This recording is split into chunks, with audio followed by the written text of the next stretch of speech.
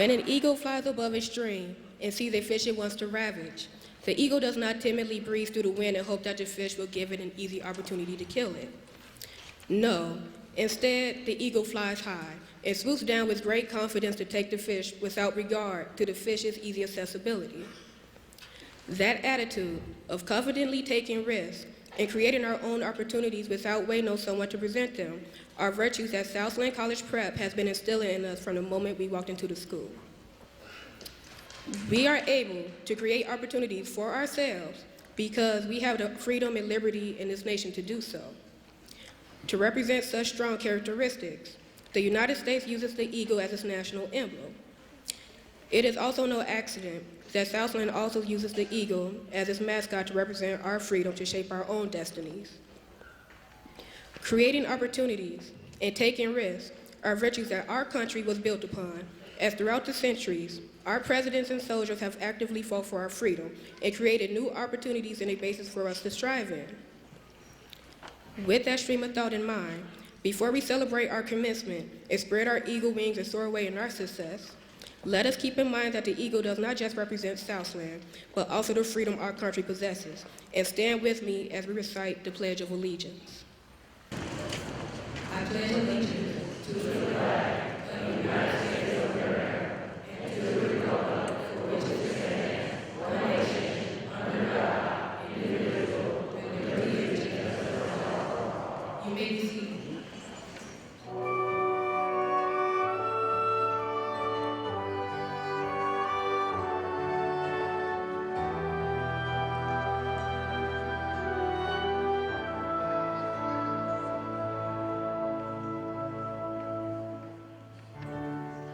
What is America to me? A name, a map, the flag I see, a certain word, democracy.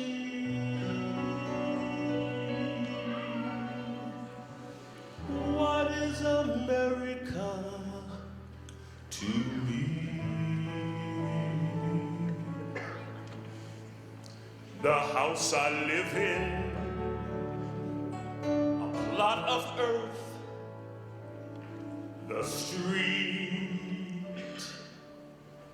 the grocer and the butcher, and the people that I meet, the children in the playground, the faces that I see, all races and religions. That's America to me. Oh, beautiful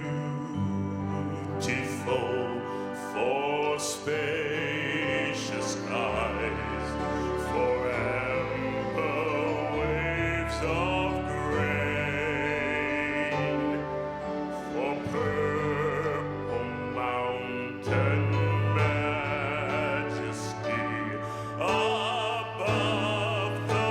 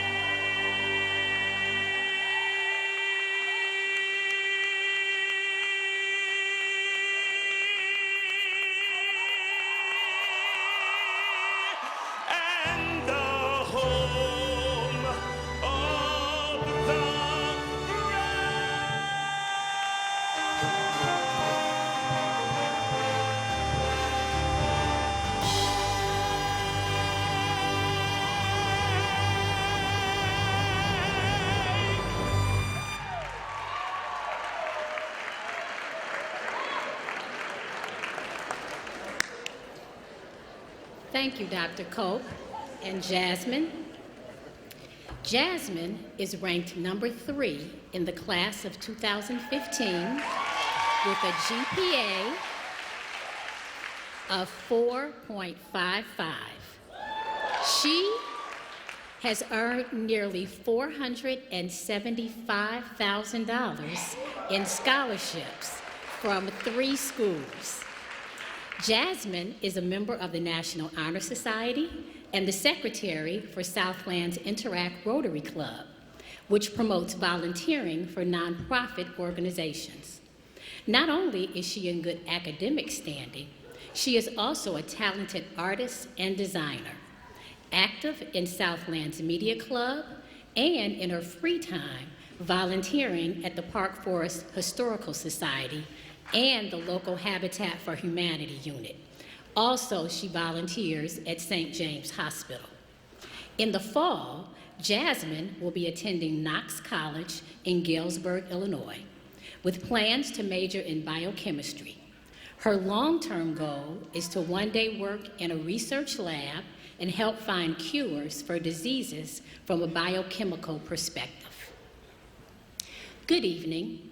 Welcome to the commencement for Southland College Prep Charter High School class of 2015.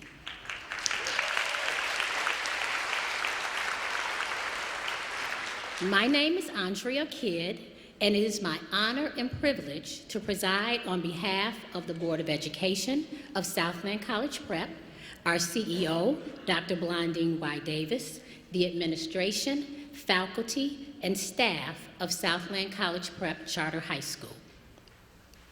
Please join us at this time in recognizing the staff and the faculty who have fostered the education of these graduates. Faculty and staff that are here today, would you please stand?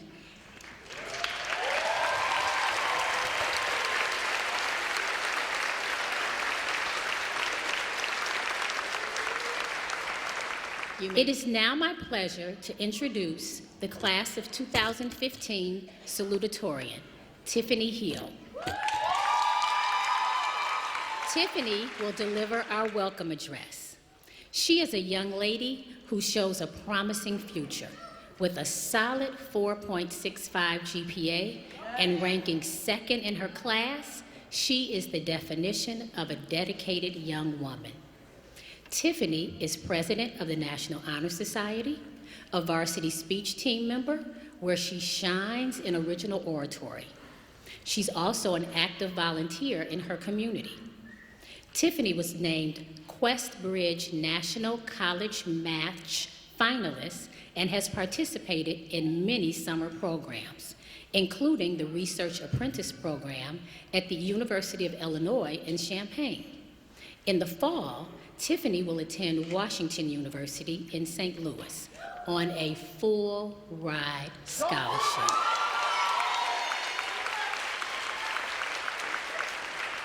Tiffany plans to study business strategy and entrepreneurship. She hopes one day to be the owner of a consultant agency and rejuvenate urban cities that suffer from economic drought.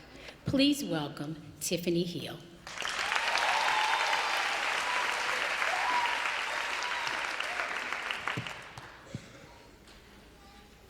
If we gaze backwards to the past, we can see that there was a long and challenging path that led to this graduation.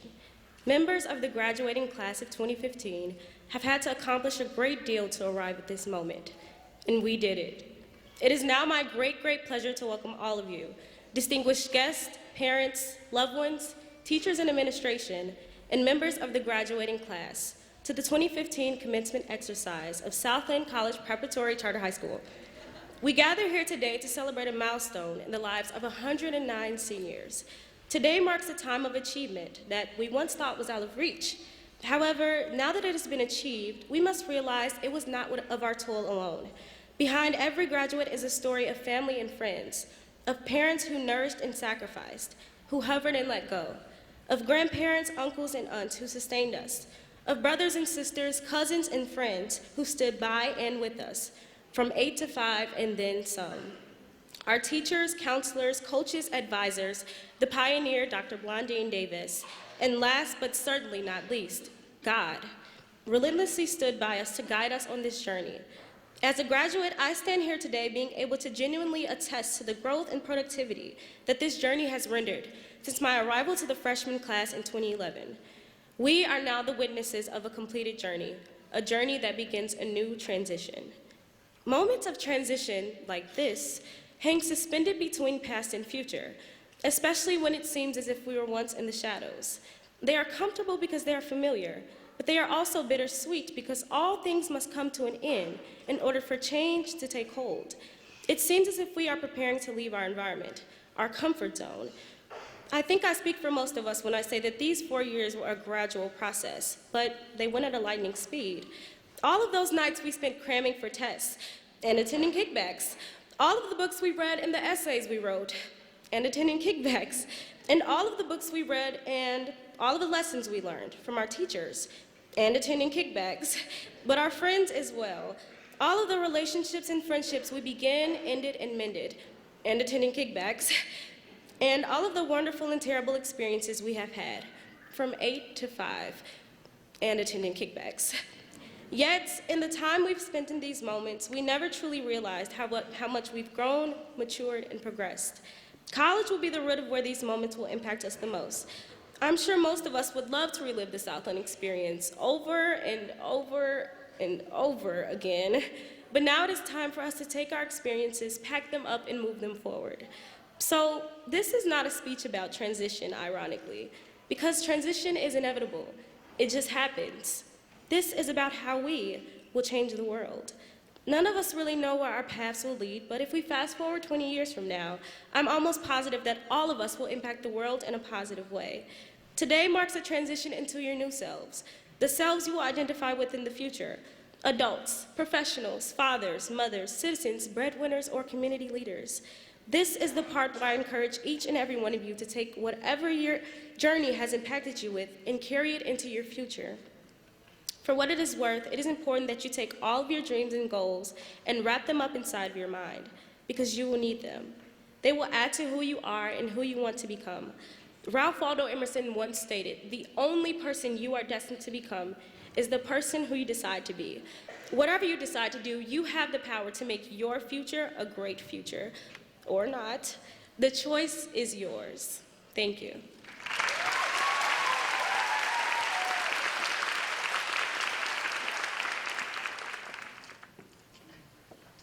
I want to thank you, Lord, for all you've done. I want to thank you, Lord, for the times of trouble. Thank you, Lord, for protecting me. Thank you, Jesus, oh, for what you've done for me. I want to thank you, Lord, for all you've done. I want to thank you, Lord, for the times of trouble. Thank you, Lord, for protecting me. Thank you, Jesus, oh, for what you've done for me. You were my friend when I had no friend.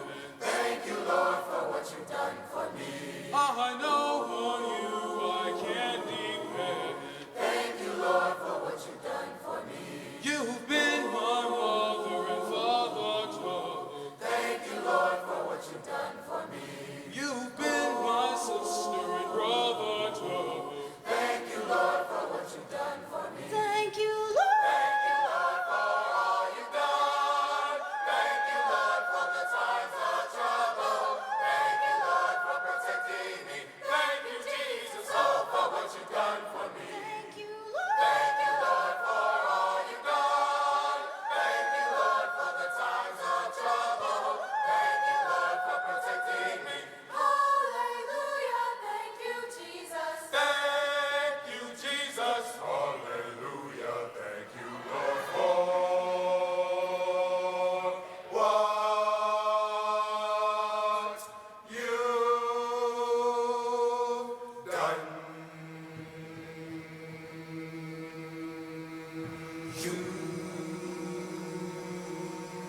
done. You've done. Done.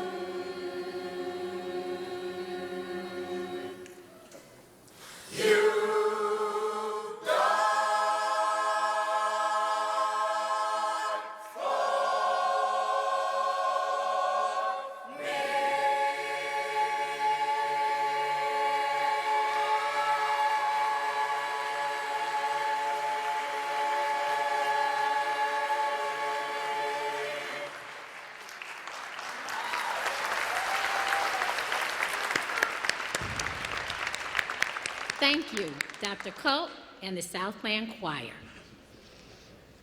It is a tremendous honor for me to call forward the class of 2015 valedictorian, Amy Quartain.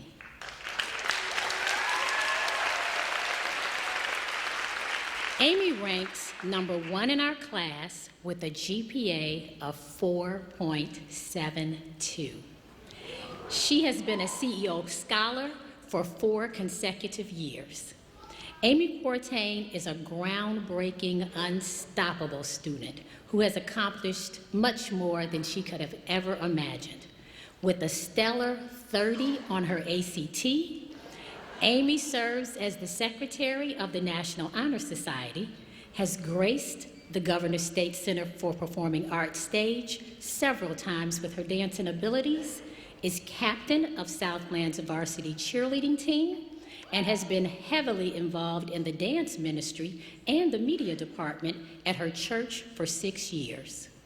She actively serves her community as a member of the local library's youth club. In the fall, Amy will attend Yale University.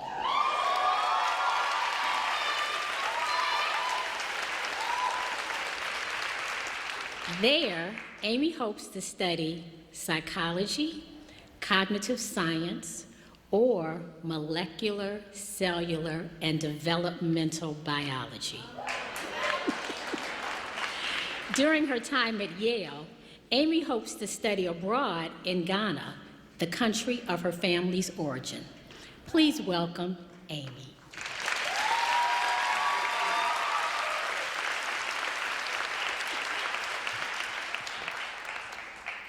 "10 years ago, the seemingly dubious seed of Southland was planted in the diminishing field of education.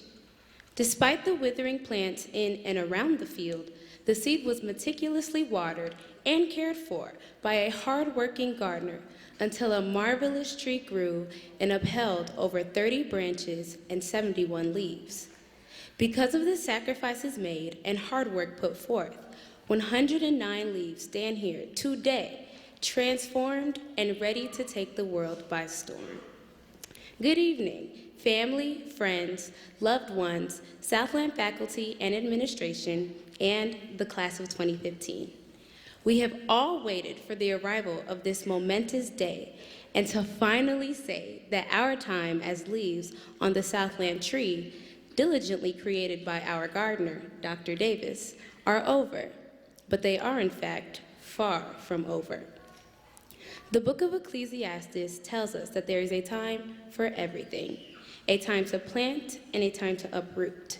Today is a time to reflect, to remember the countless ways our class was described that made us unique, but also to celebrate the hard work each of us demonstrated to see the fulfillment of this day. Following the famous words of advice from Ralph Waldo Emerson, our class, in fact, did not travel on the path that was taken by the previous class of 71 leaves. We have left our own mark on the branches of the Southland tree. We endured being the second class as freshmen, caught each other lacking as sophomores, nay-nayed for the morning announcements as juniors, and some of us even traveled to the University of Michigan to participate in a Model UN conference. But above all, who could forget the creation of the Southland Cipher? Hi, graduates. As seniors, we bestowed and received promposals and sold Jesus muffins and brownies. However, what really makes us special are the many symbolic terms used to refer to our unique graduating class. 3 of them shared with us just last week by Mr. Anderson were recalcitrant, nefarious, and truculent. My other favorites include the middle child and guinea pigs. In spite of this, we could not have achieved the level of success that we did without additional help. I would like to personally thank Dr. Davis for her continuous toil to ensure that Southland is an exemplary school. I would also like to thank Mr. Anderson and Mr. Lane for their huge contribution to my success. Additionally, I would like to thank God, my family, friends, and teachers that helped me along the way, especially Ms. Michaels and Mr. Wales for their letters of recommendation and continuous support. But the meat and potatoes of this speech is to ultimately reflect. These upcoming years will arguably be the most difficult ones we will ever face. My biggest advice to you, the class of 2015, is to reflect on what makes you unique and build upon that. Never try to fill a role or embody an image unlike yourself. Make your own decisions, challenge your mental and physical strength, but never forget who you are in the process. No matter what circumstances may come your way, remember this: leaves change color, shape, and dynamics on a continuous basis, but their change does not make them any less of a leaf.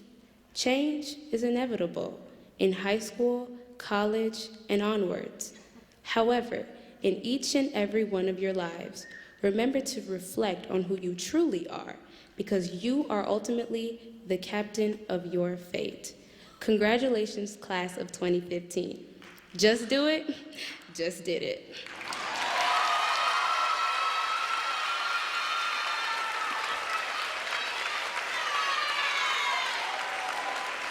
Thank you, Amy. It is now my pleasure to introduce Derica Benton with the musical selection. Derica is a member of the National Honor Society and a high honor roll student. She holds membership in the choir, Interact, and Student Council. During her tenure as a member of the Soul Children of Chicago, Derica performed in Washington, D.C.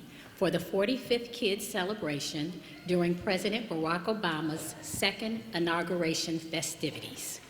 She also had an opportunity to perform on a 3-week European tour in Italy, Barcelona, and Sweden. The annual Chicago Football Classic has invited her for the past 3 years to sing the Negro National Anthem as well as our national anthem. Derica has been awarded the Diversity Scholarship to the University of Missouri in Columbia, Missouri, where she will double major in physical therapy and music. Please welcome Derica Benton.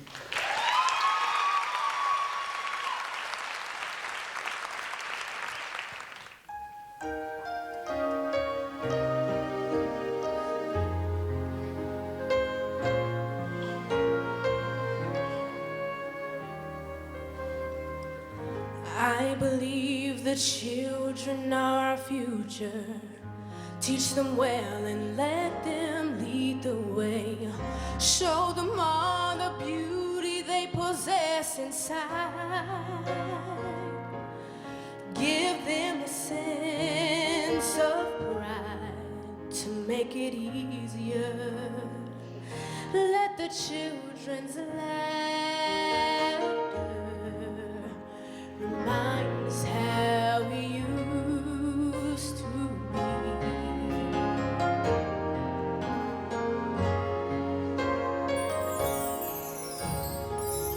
Everybody's searching for a hero. People need someone to look up to. I never found anyone who fulfilled my needs. A lonely place to be. So I learned to depend on me. I decided long ago never to walk in anyone's shadow. If I fail, if I succeed, at least I live as I believe. No matter what they take from me, they can't take away my dignity.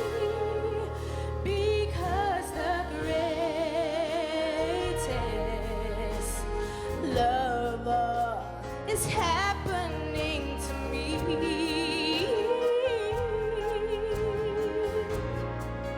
I found the greatest love all inside of me.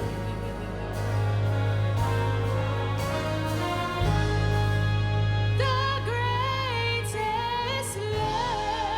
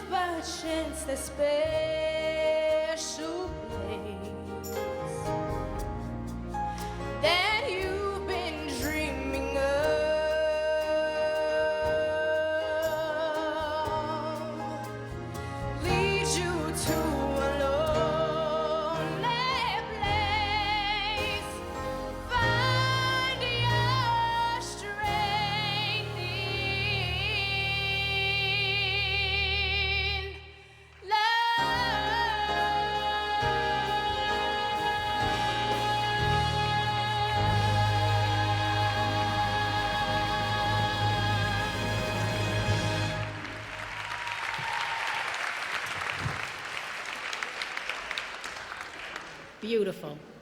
Thank you, Derica. At this time, I would like to invite Daria Wright to the podium to introduce our guest speaker. She is ranked 5th in the class with a GPA of 4.66. Diara is a remarkably unique young woman with a passion for the arts and keeping a strong academic standing. She is a member of the National Honor Society, the National Speech and Debate Association, but her greatest passion has been the time she has spent on the speech team. As a 4-year member of the speech team, she has won many awards, including 3rd at the Illinois High School Association's state final speech competition in humorous interpretation. She is also qualified for the National Speech and Debate Association's national tournament and will be heading to Dallas in June to compete in duo interpretation.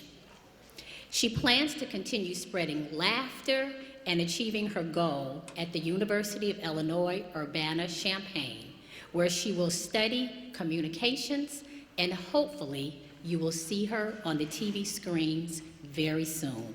Please welcome Dayara.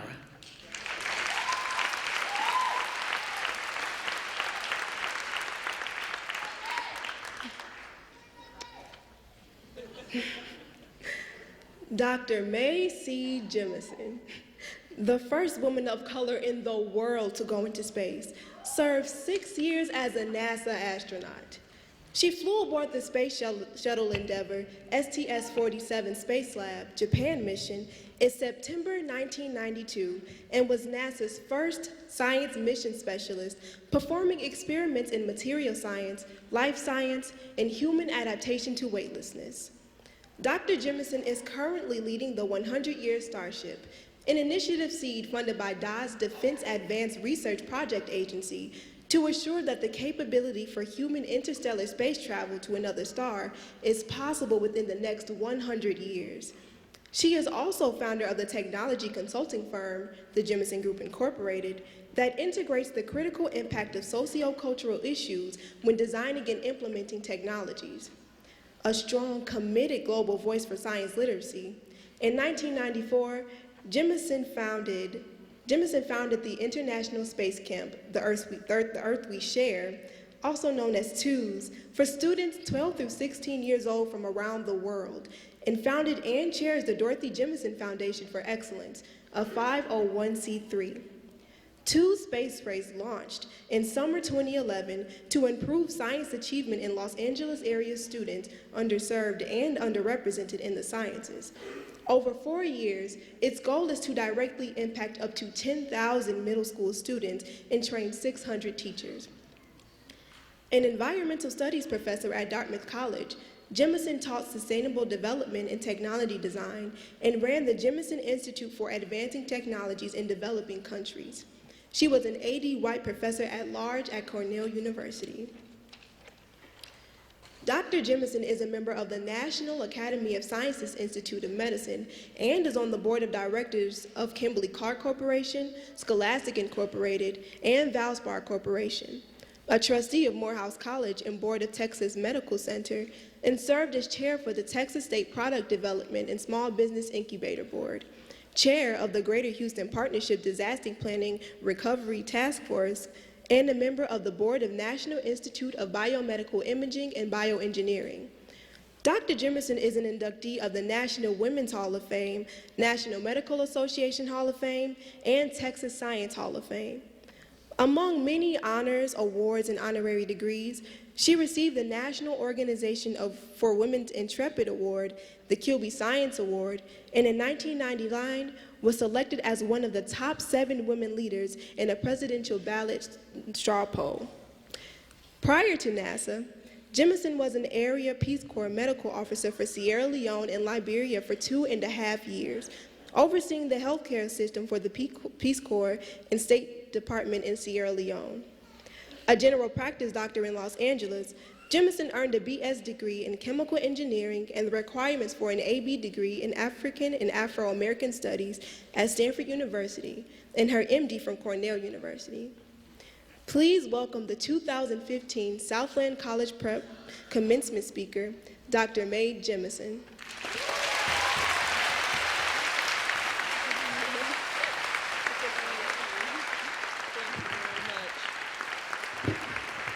Thank you so much, Deara.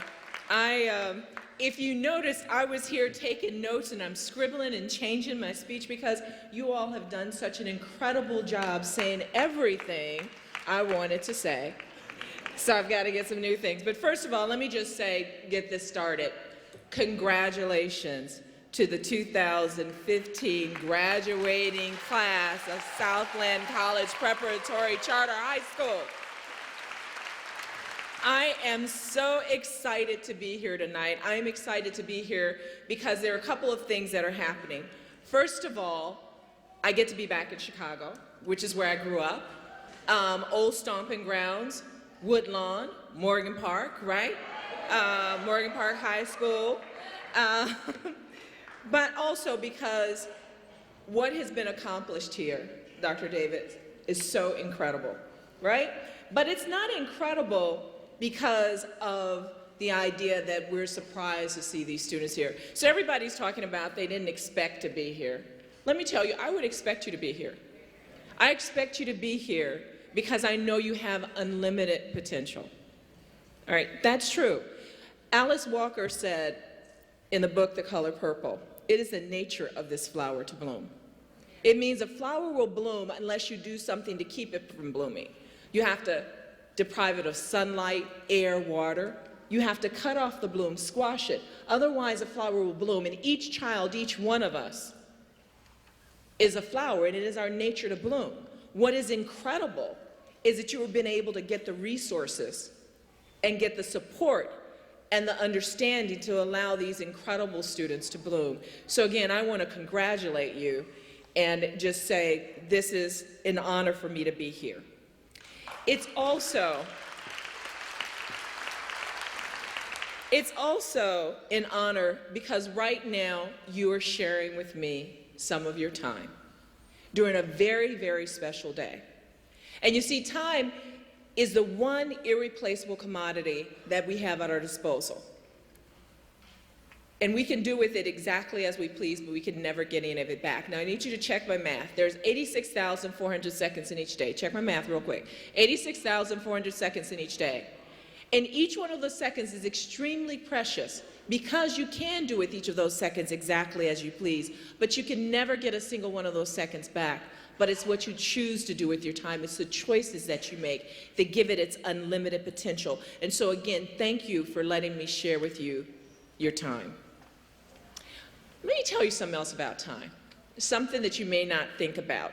And this is going to go in really to the idea of what I'm going to talk about. I'm going to talk about axioms. You know what axioms are, right?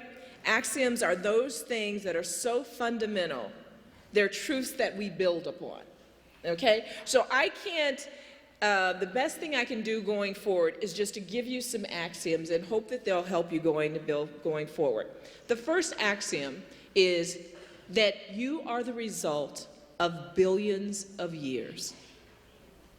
You are the result, each one of us is the result of billions of years. Because ever since the universe started, it was intent on making you. So what you need to ask yourself is, what are you going to contribute to the future? What are you going to do as things move on? Right? This is what I want you to think about. How do you move forward? Let me tell you a little bit about myself, about me, that you didn't necessarily get in that wonderful introduction. So as a young black girl, I grew up here in the south side of Chicago. And at that time, I lived in a country and in a world that often did not think to recognize me as a full person. Many did not care to take into account my intelligence, motivation, creativity, imagination, energy, perseverance, and talent. It didn't care to train me to my full skills or potential or help me to develop them. And sometimes it didn't even seem to care if I existed. So one might ask, growing up in the 1960s, Where did I get the audacity to believe that I could go into space when Alan Shepard, Scott Carpenter, John Young, Yuri Gagarin, John Glenn didn't look anything like me or seem to share anything in common with me? I could because I was raised by parents who helped me to maintain my self-confidence.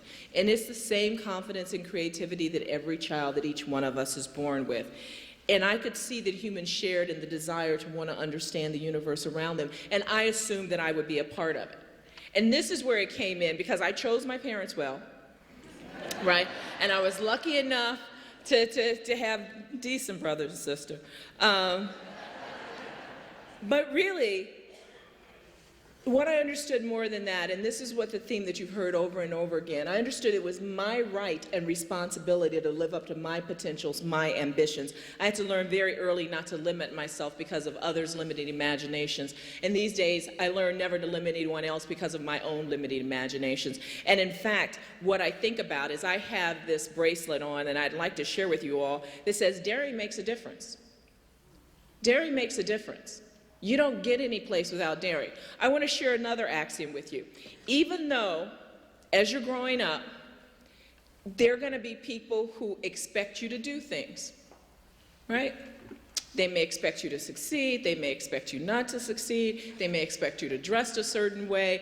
All of these things may go into that. But the reality is that you have to choose some of these things for yourself. You have to measure yourself and what is important to you. Because if what you think about the world is always based on what others, how they value you, then you're going to be in trouble, right?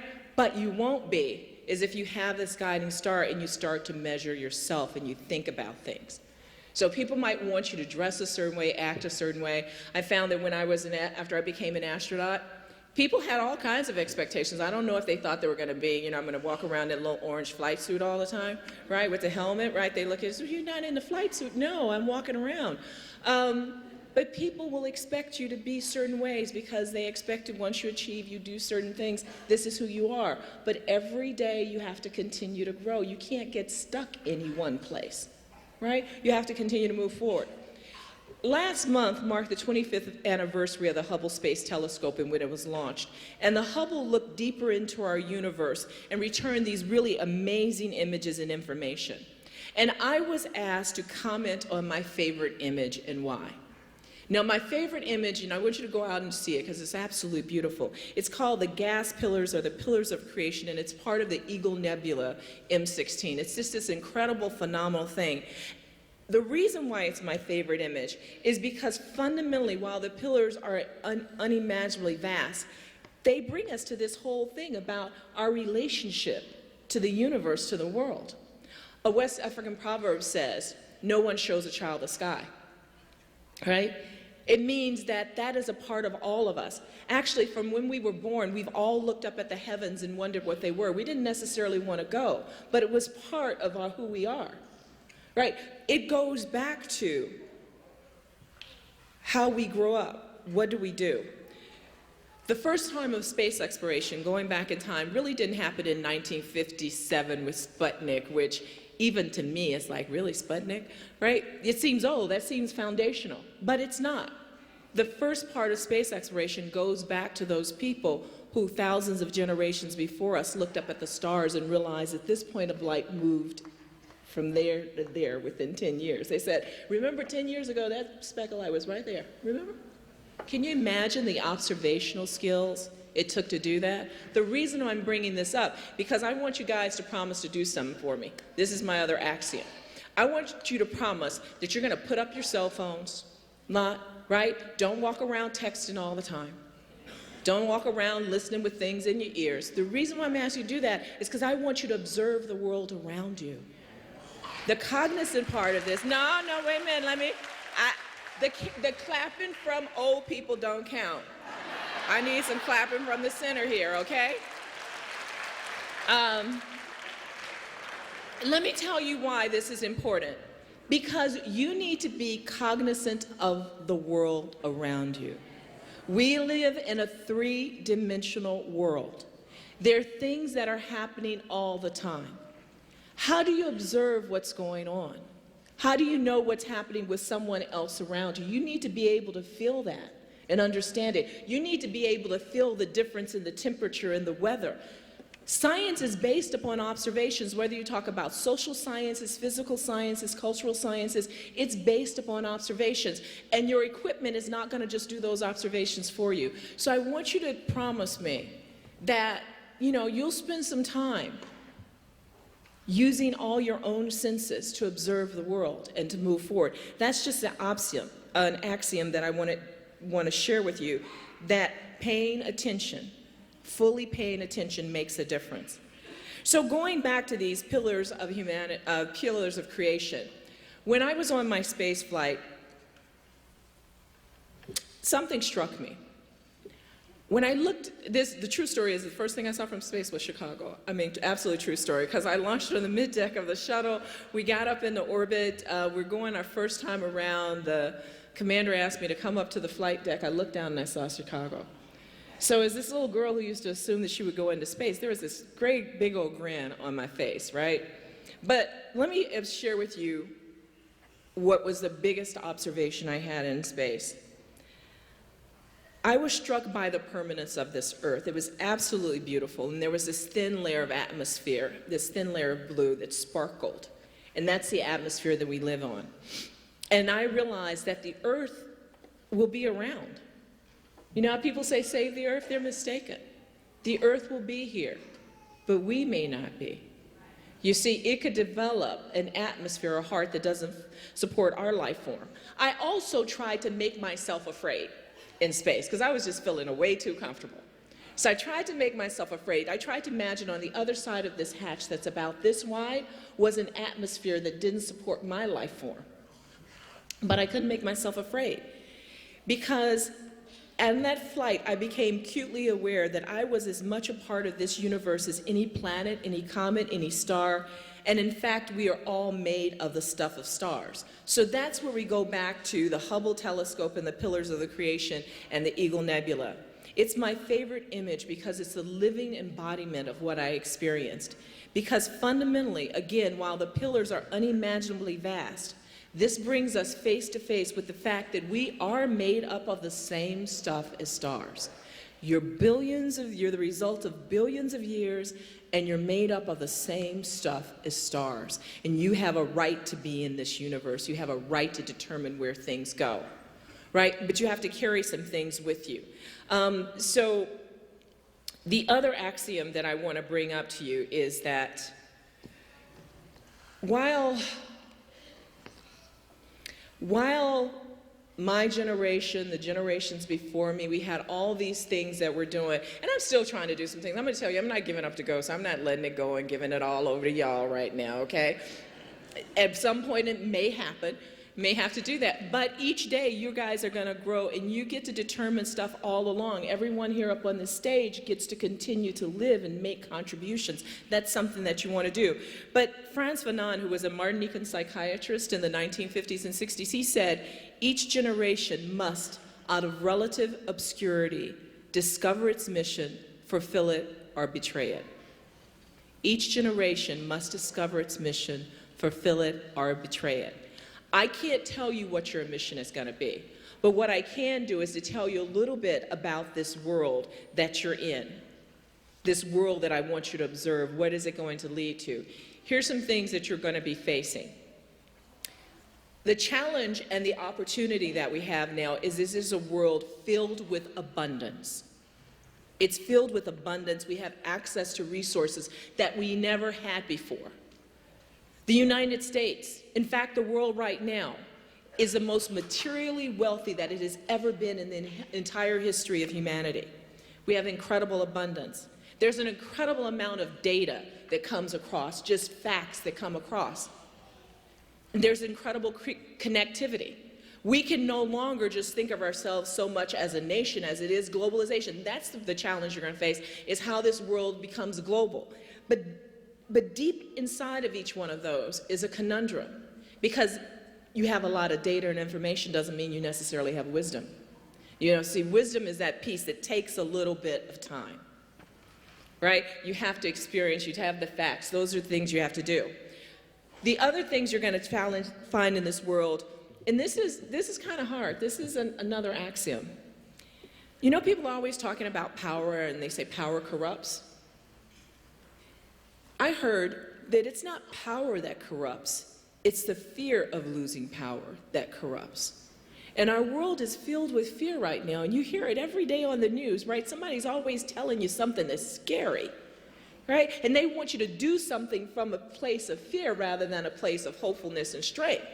So that's one of the challenges you're going to face, and you're facing right now, is a world that is filled with fear. And I'm going to tell you that the way you combat that is by having a sense of humor.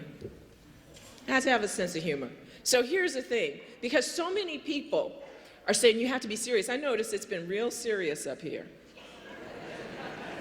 I want to see a little bit of smiles every now and then, because humor is what's going to get you through. Whereas you take the world seriously, you take the challenges serious, you have to have a sense of humor, because sometimes you're going to do some silly stuff, and you're going to have to be able to sit back and find the joy in it, and be able to, from time to time, laugh at yourself. Because if you don't, it's going to be real difficult to get through.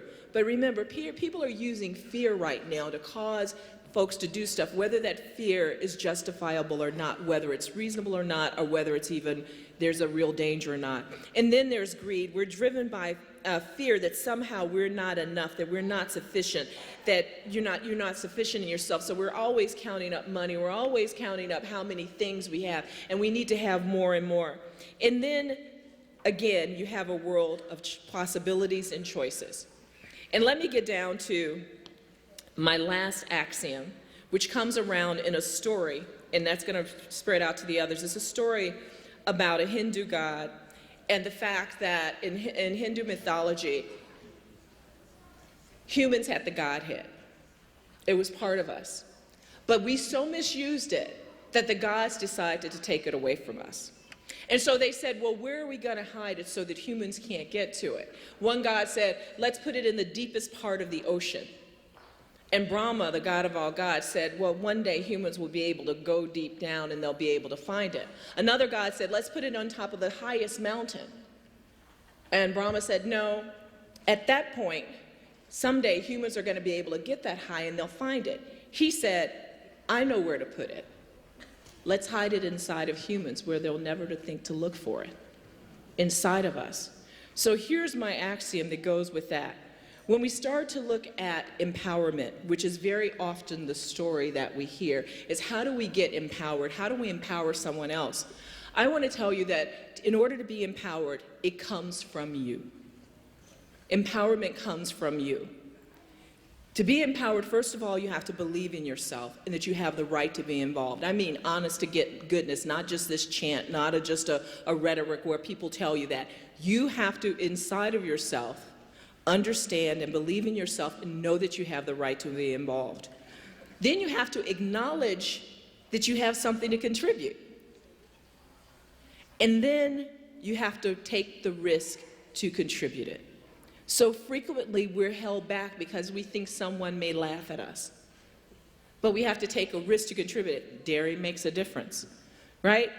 And then when you talk about leadership, let's understand that leadership and power are different things. Leadership and power are different things. Power is the capacity to make something happen. Leadership is to get folks to go along with you despite not necessarily having the physical capability to make it happen with or without their consent, right? They're two different things. Power, I can make you do something. Leadership, I can get you to go along with me to do it because you understand it. But understand that neither one of them include definitions of morals of goodness or morality. Neither leadership nor power means that you're going to be moral or good. So again, you have to have inside of yourself what you think is important, right? You have to have that compass. I want to talk one other thing. In the book, The Color Purple, Alice Walker said, they were looking at a flower in a field, and Shug said, you know, when God made the color purple, God was just showing off. Now, I wrote some notes because Mr. Cole was just showing off. Right, Dr. Cole was just showing off. The singers were just showing off. I mean, you all have this incredible amount of talent and potential, what's going on in this school is something that I know the parents and everybody's just showing off.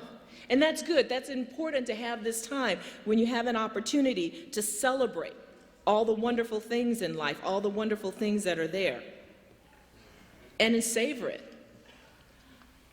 Someone also said that the next couple of years are going to be the hardest years in your life. I'm sorry, they just aren't. They're not going to be the hardest years in life. I'm just going to tell you.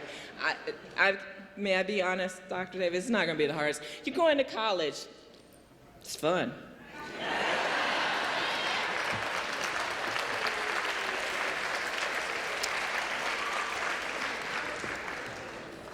It's going to get much worse than that.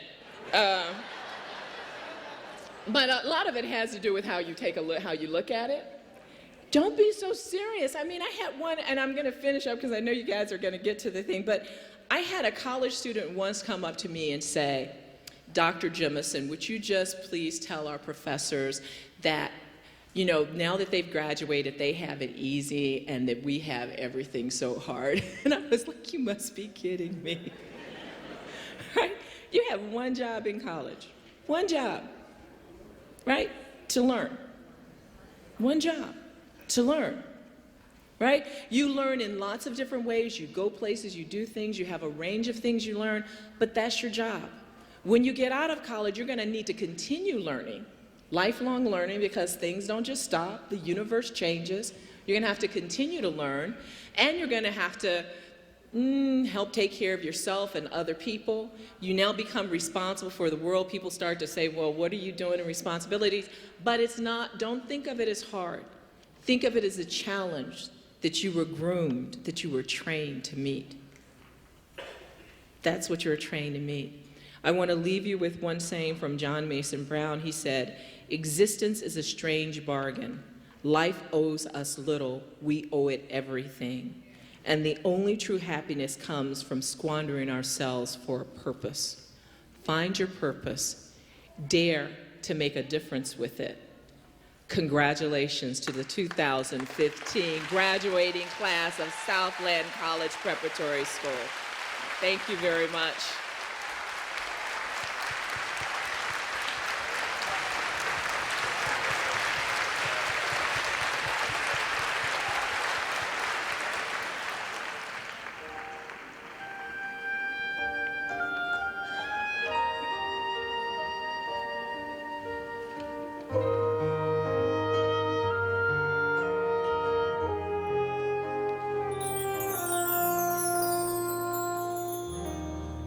Dreamed a dream in days gone by, when hope was high and life worth living. I dreamed that love would never die. I dreamed that God would be forgiving. Then I was young and unafraid, and dreams were made and used and wasted. There was no ransom to be paid, no song unsung, no wine untasted. But the tigers come at night with their voices soft as thunder, as they tear your hope apart, and they turn your dream to shame.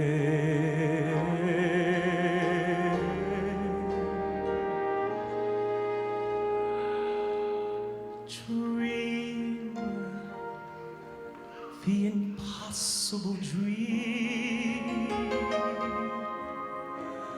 Fight the unbeatable foe.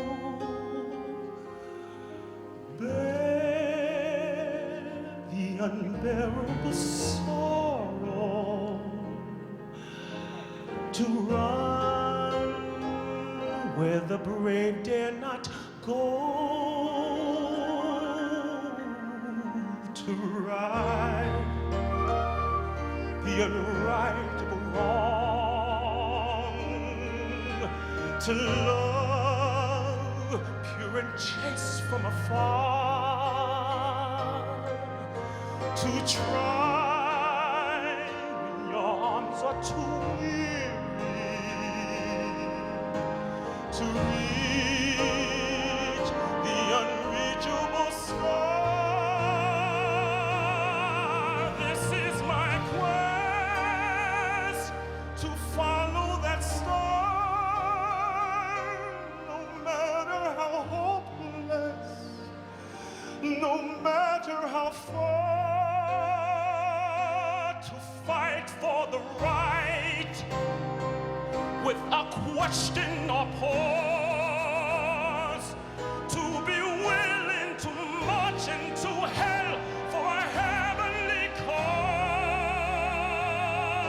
And I know if I'll only be true to this glorious quest, that my heart will lie peaceful and calm when they lay me to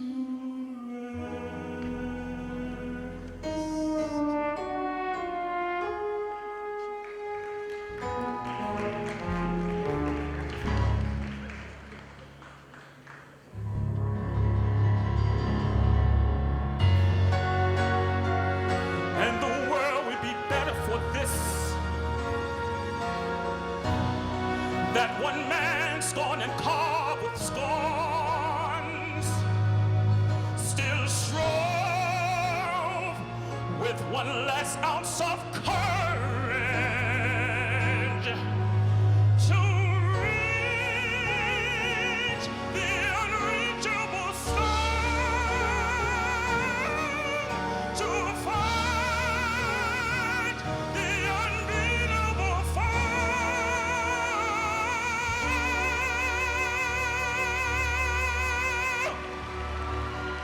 to dream the impossible dream.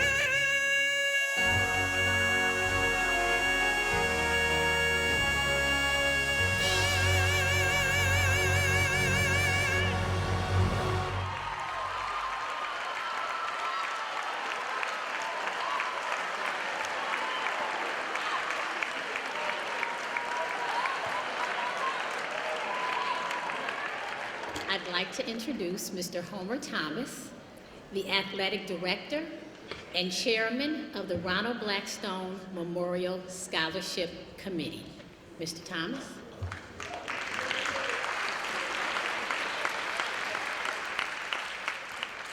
Next year, I'm going before the singer.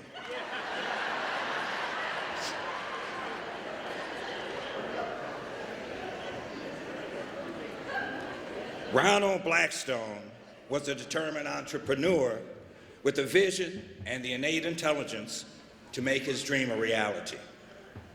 Mr. Blackstone took a small business and a big idea and turned it into a multi-million-dollar enterprise.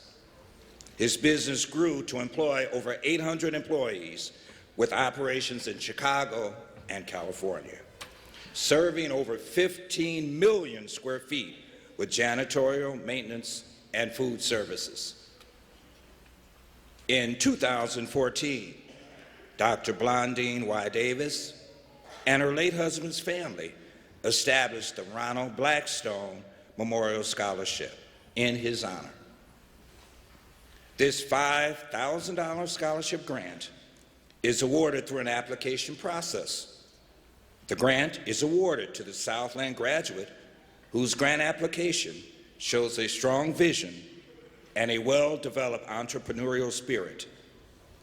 Now, for the Southland class of 2015, the Ronald Blackstone Scholarship Grant is awarded to Victor Banjoko. Would you stand, Victor? Victor, would you stand?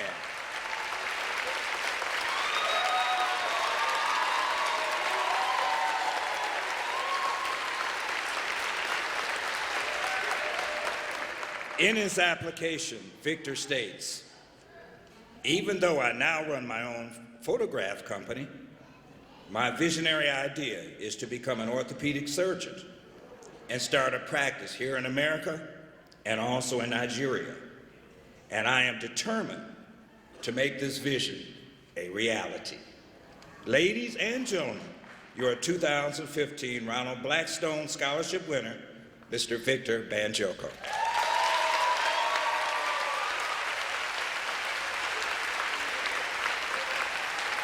It is now my pleasure to bring to the podium Mr. Bean, who will have a few words to say to the audience. Mr. Bean.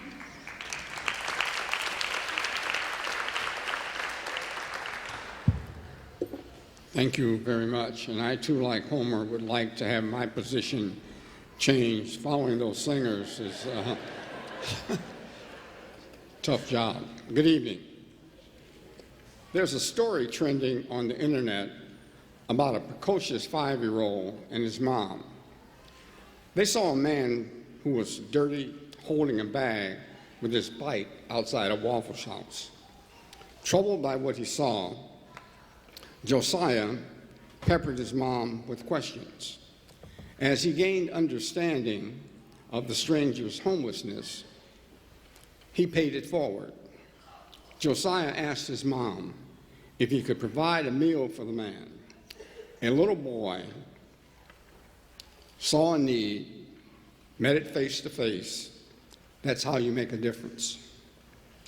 We expect each of you to make a difference. The combined efforts of parents, guardians, faculty, and staff have brought you here today. With the assistance of the $13.5 million in scholarships and acceptance by 165 colleges and universities, we ask you to make a difference. Pay it forward. To the members of the Southland College Prep Charter High School Board of Directors, Chief Executive Officer Blondine Davis, faculty and staff, parents, family members, and other esteemed guests, it is with a great pleasure and pride as president of the board, and it is my honor and privilege to present the Southland class of 2015 and announce that each member has met all of the requirements of Southland and the state of Illinois for graduation. They have earned the diplomas that now will be confirmed. Thank you.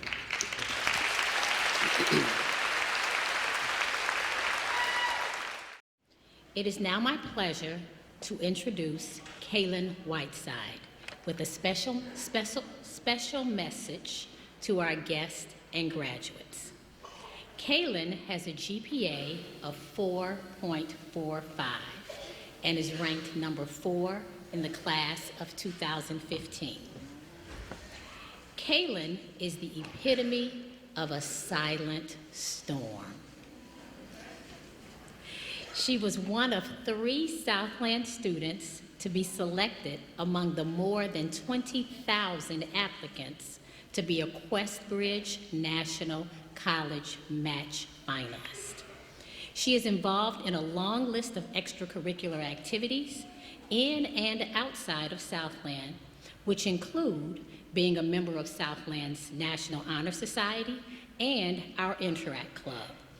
During the summer of 2014, Caitlin was chosen to represent Cook County, Illinois as a people-to-people student ambassador in Europe, where she engaged in volunteer work with local organizations. Caitlin plans to attend Marquette University in the fall, where she has been accepted into the Dietrich College of Communication, and she will be majoring in digital media. In the future, Kaylin plans to have her own production company which she hopes will lead her to opportunities to travel the world yet again. Please welcome Kaylin.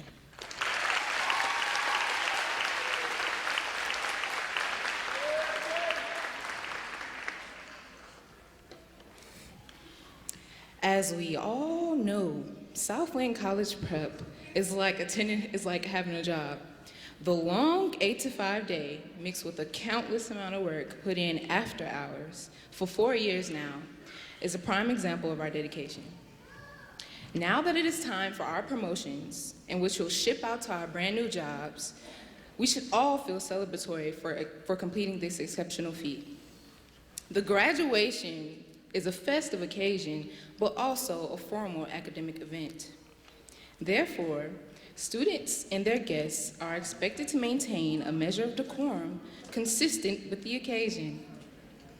As my classmates and I walk across the stage tonight, we all want to feel special, and we should be celebrated.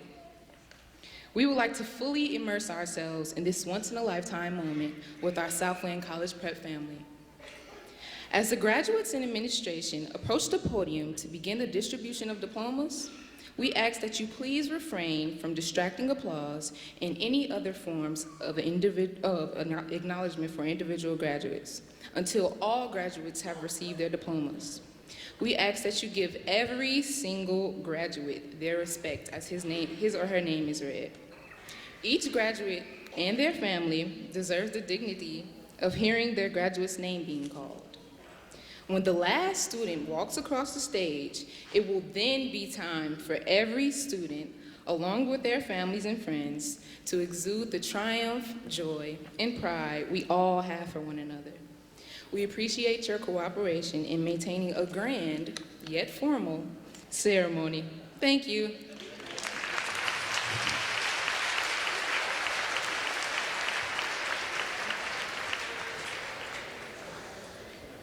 Parents, at this time, it's my honor to begin the distribution of diplomas. I'll be assisted in this process with the Provost of Governor's State, Dr. Deborah Bordelon, Board Member Kevin Murphy, Board Member Alicia Rodman McCrae, our President, Mr. Bean, and of course, we would hope that our guest speaker, Dr. Mae Jemison, would join us.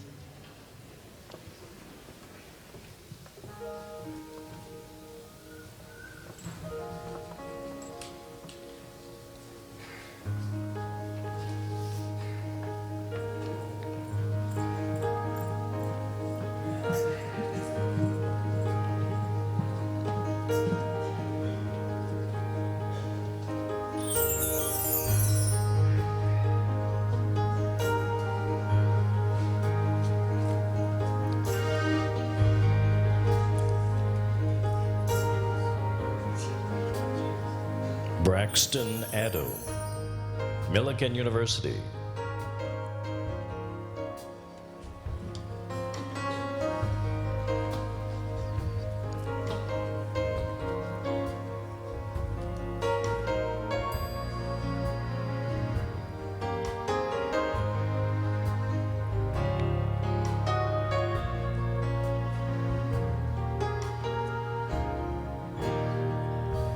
Brandy Alexander, Loyola University, New Orleans.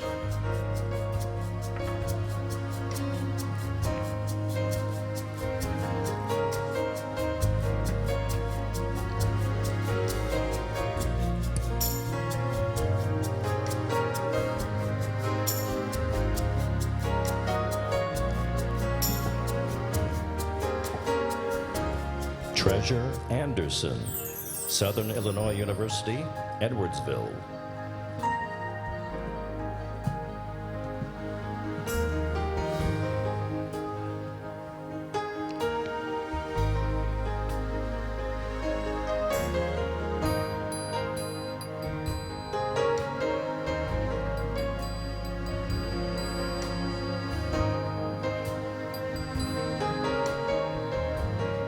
Kashira Andrews Carter, Baker College.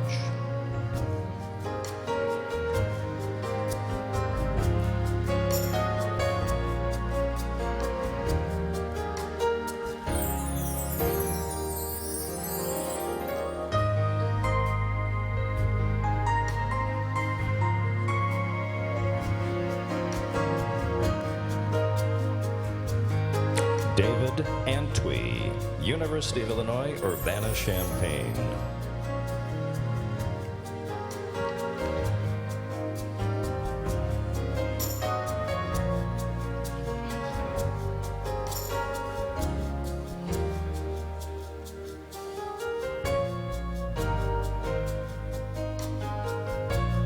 Jasmine Artis, Knox College.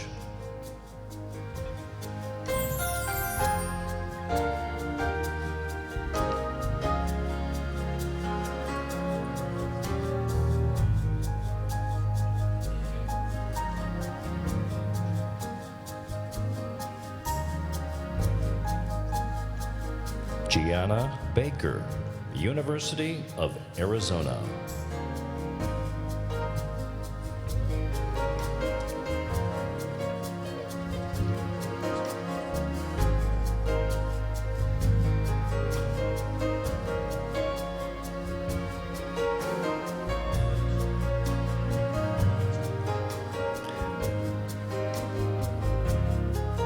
Victor Abademi Banjoko, Morehouse College.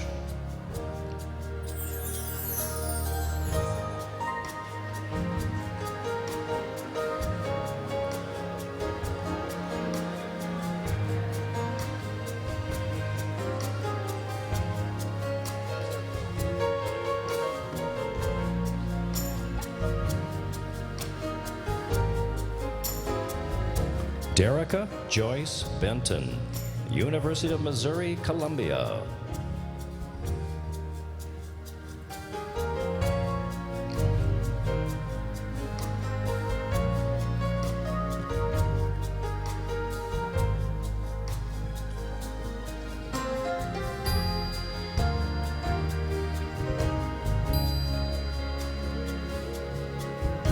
Malik Bibby, University of Arizona.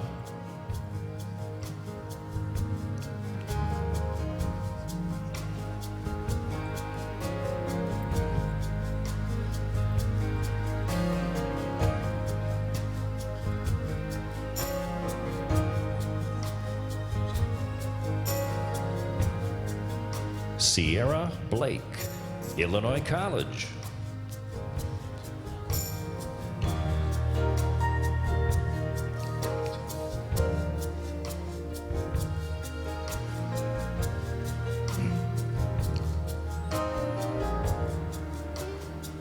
Julian Borner, Santa Monica College.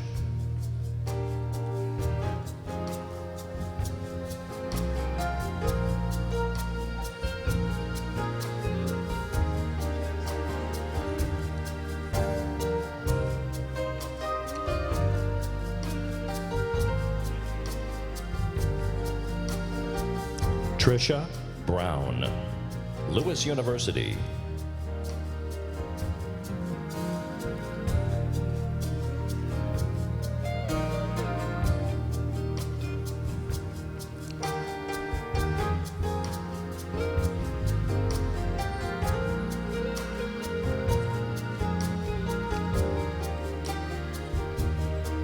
Joshua Len Buford, Illinois State University.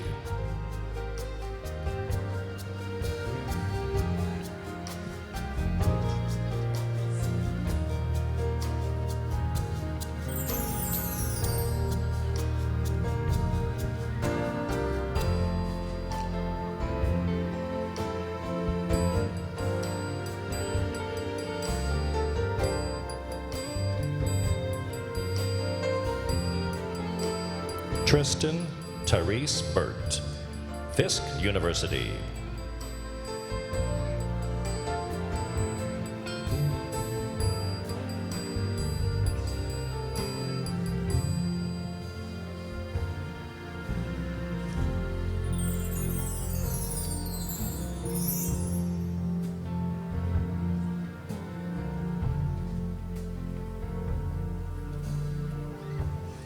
Ashlyn Carlton, University of Arkansas, Pine Bluff.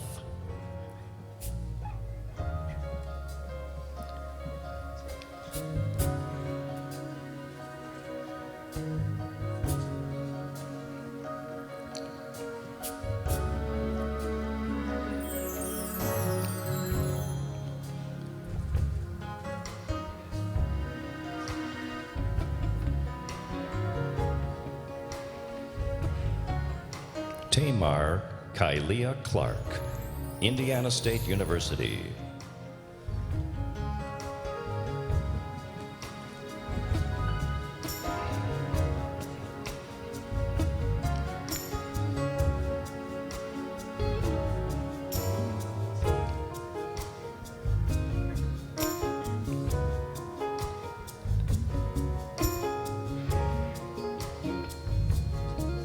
Alana Janae Courtney, Illinois State University.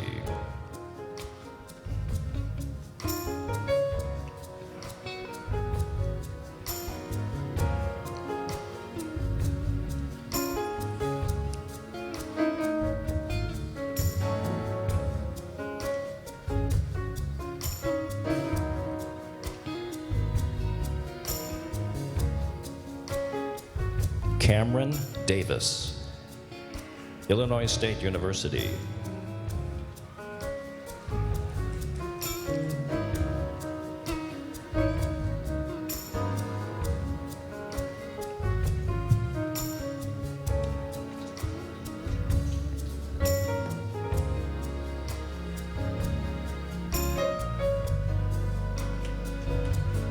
Paris Dewberry, Northern Illinois University.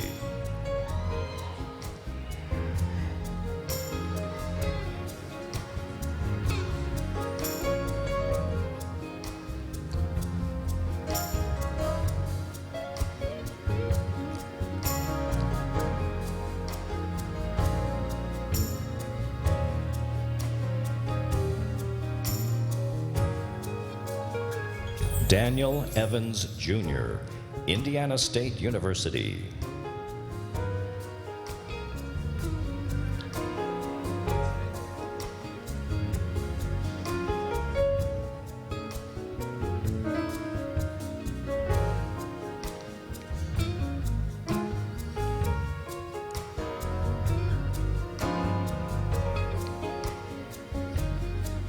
Jarrett Exum, University of Illinois, Urbana-Champaign.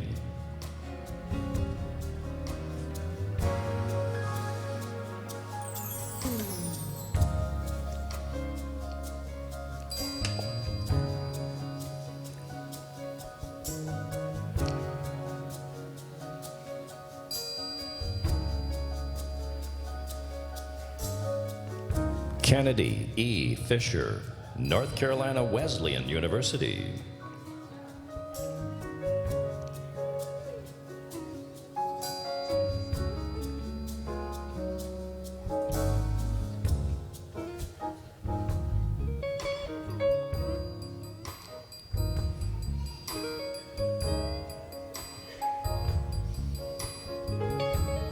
Jair Flowers Milliner, Eastern Illinois University.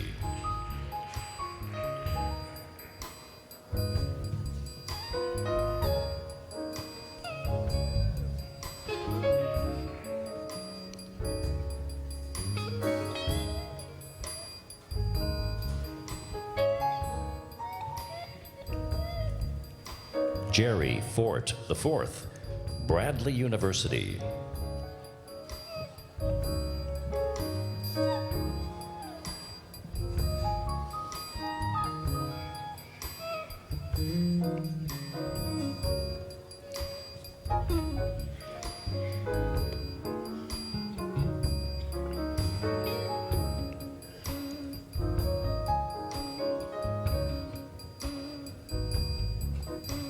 Coretta Franklin, Beloit College.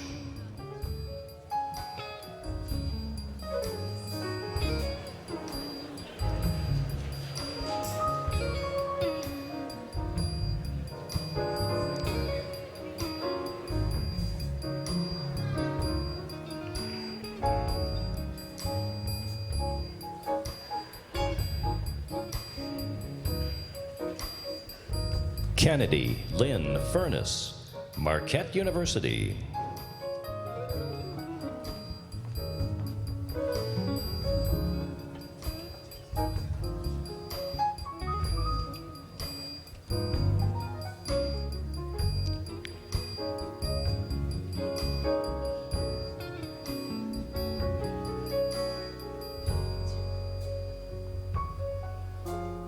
Tuesday, Colleen Gallagher, American University.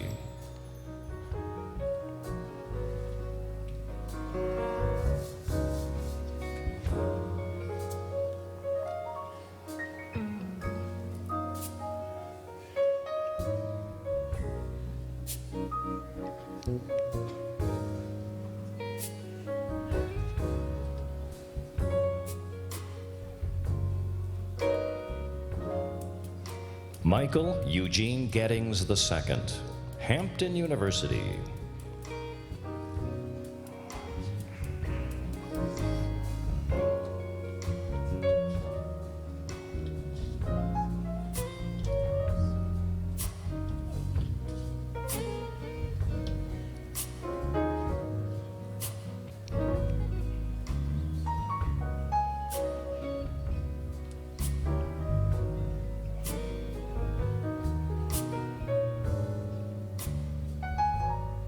Aaron Graham, Ohio University.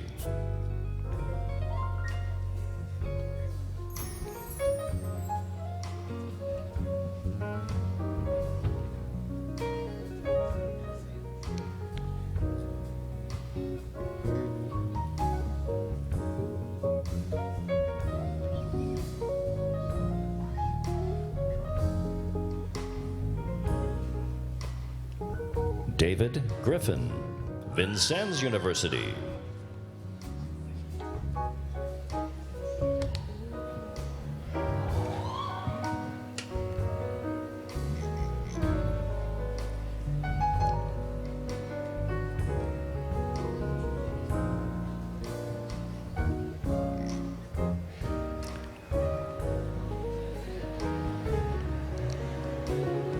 Marcus Guyton, Northern Illinois University.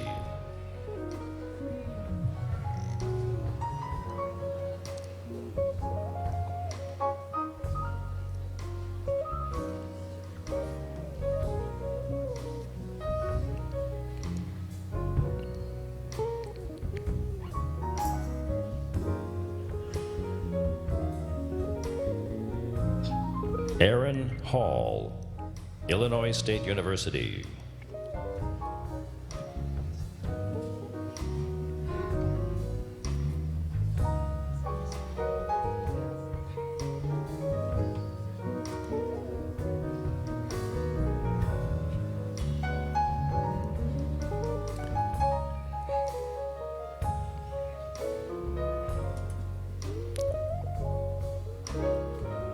Ashley Harper, Vincennes University.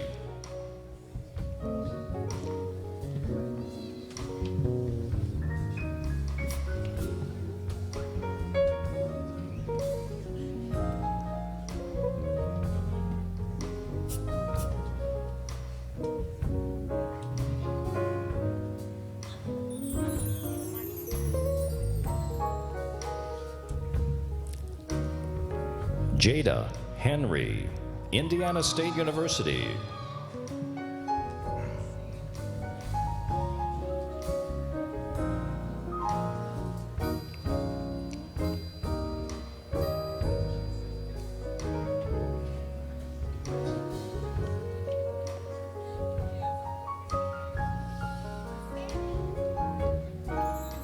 Samantha Joanne Higgins, Jackson State University.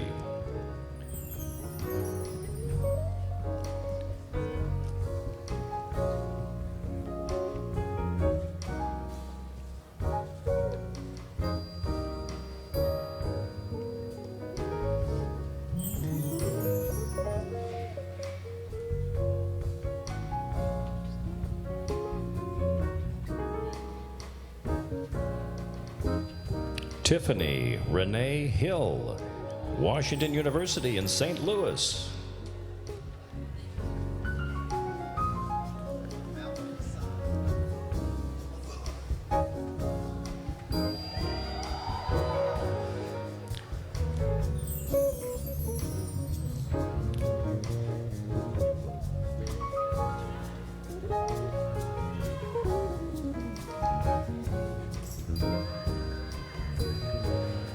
Malcolm Hassan Jennings, East West University.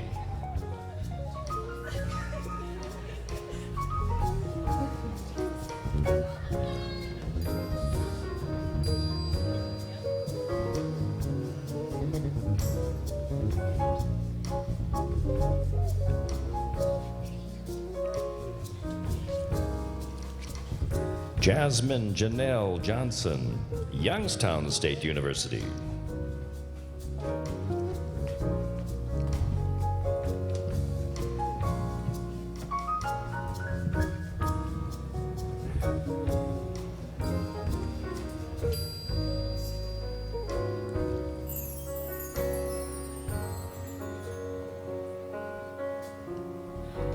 Paris Faith Jolly, Iona College.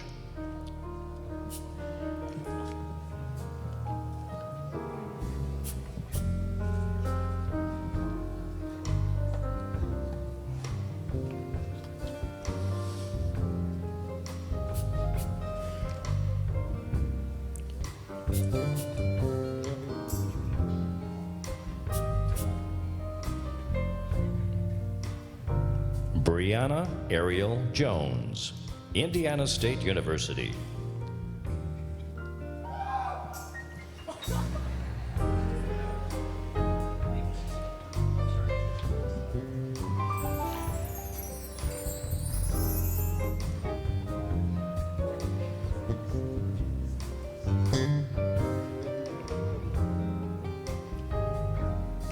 Sharnia Jones, Indiana State University.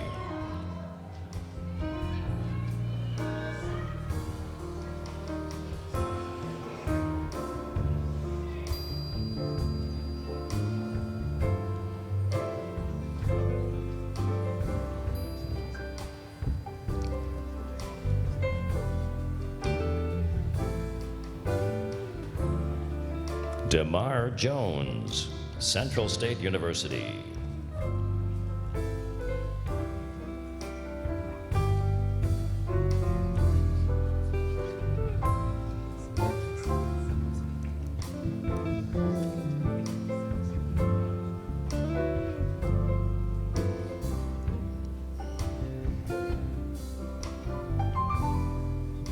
Joshua E. Jones, Governor State University.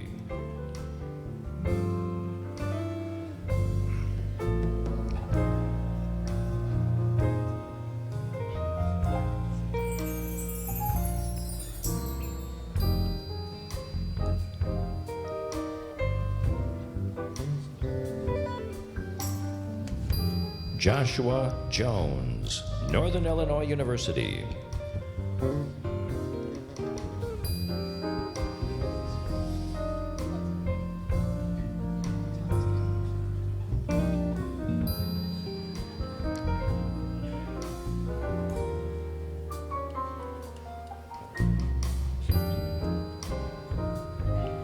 Tatiera Jones, Iowa Wesleyan University.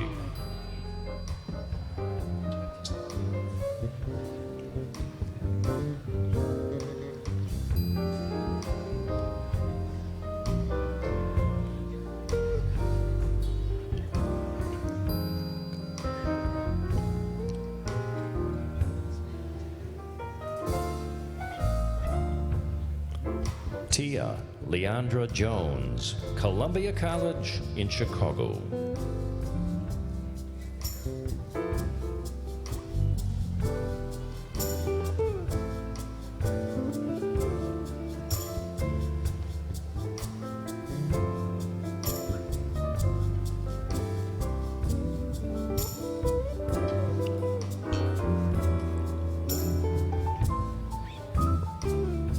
Dejon Kelly, Oklahoma State University.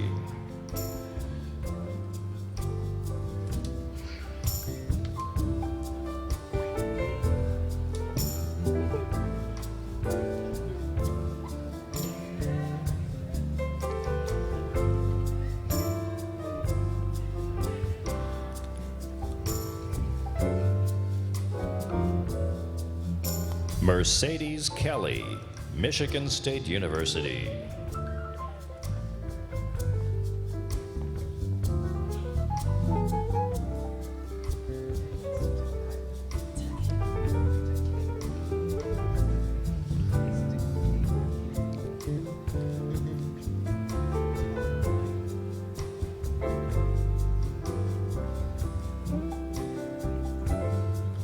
Kayla Kennedy, Illinois State University.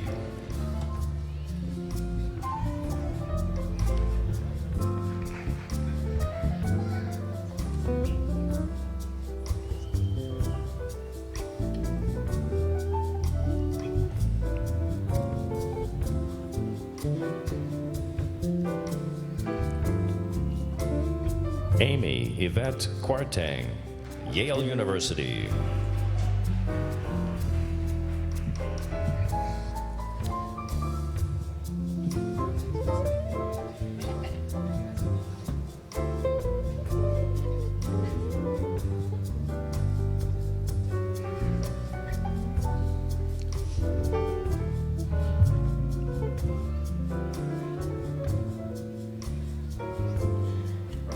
Shania Lewis, Laws, Illinois College.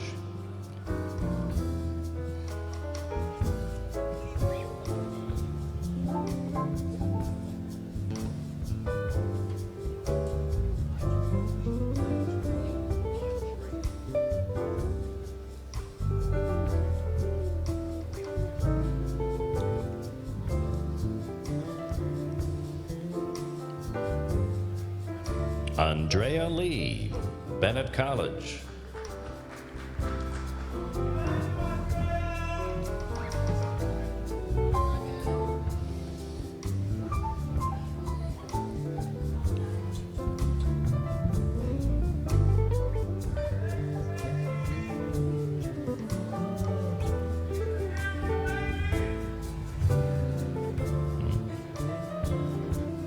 Jakayla Lewis, Fisk University.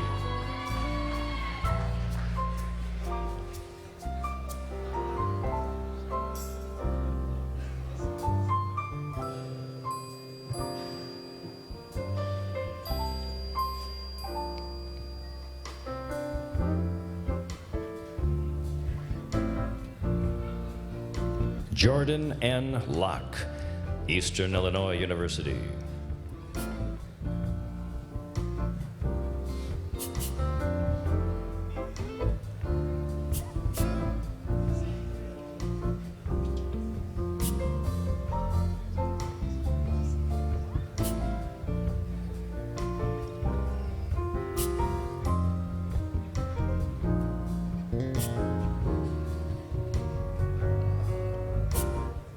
Mia Lynn Lovejoy, Oklahoma State University.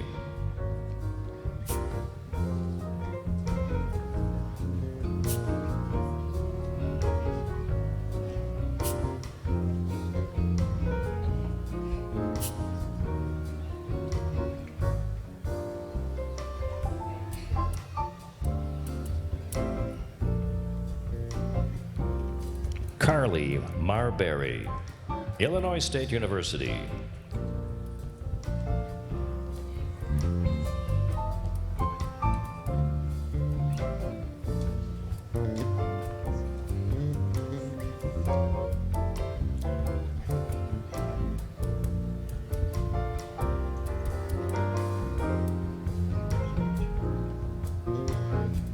Chris McDonald, Eastern Illinois University.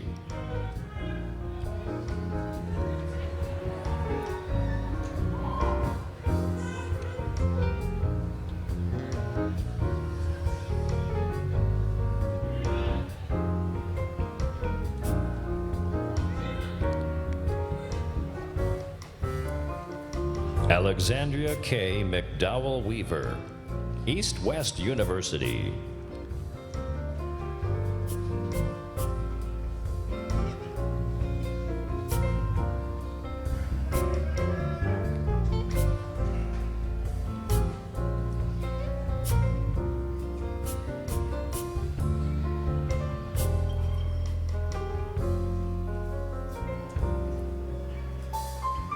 Wendell McKemmy IV, Marquette University.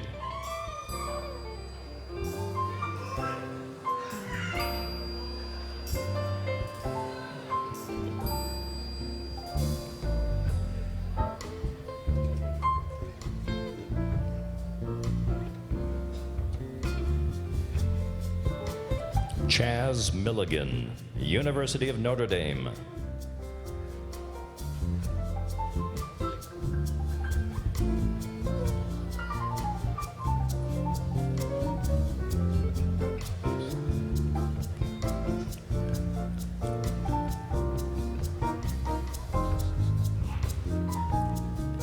Ayana Isis Moore, Illinois State University.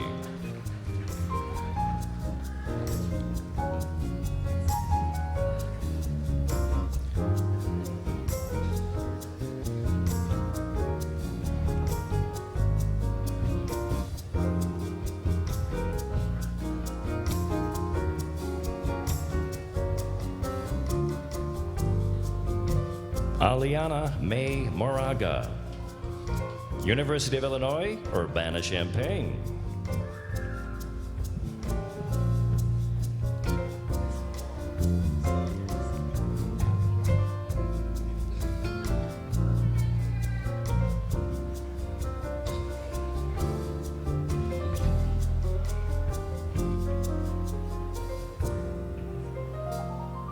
Raven Morrow, University of Illinois, Champaign-Urbana.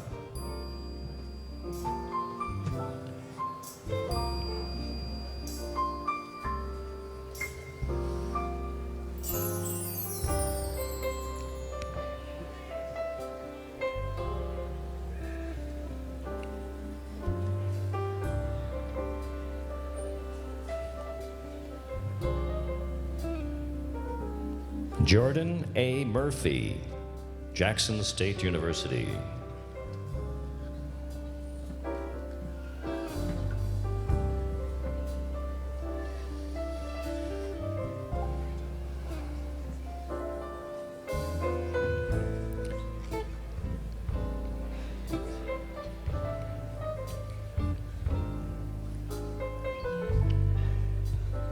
Aaliyah Nichols, Illinois State University.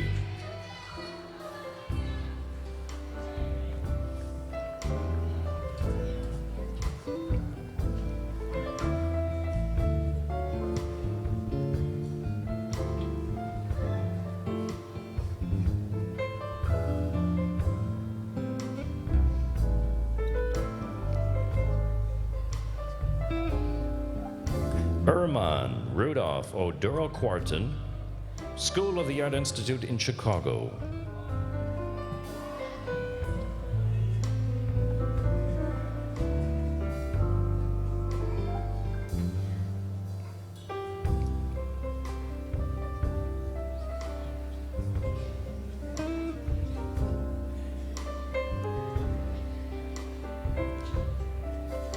Sierra Osborne, Illinois State University.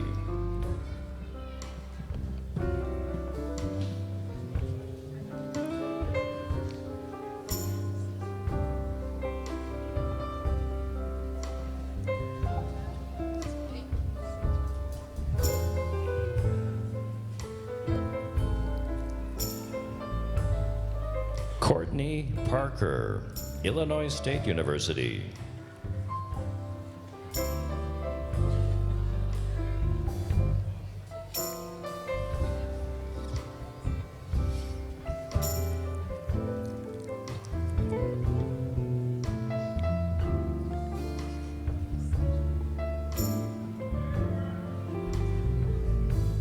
Brandon Perry, Purdue University, West Lafayette.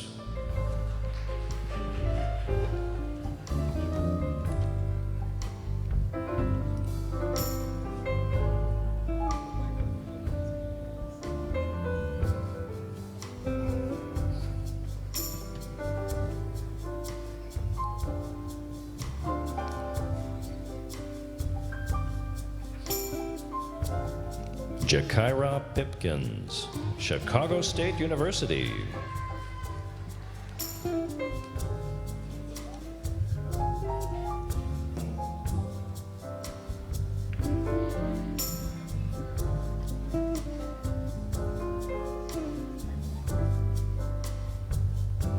Casper Prashivish, Eastern Illinois University.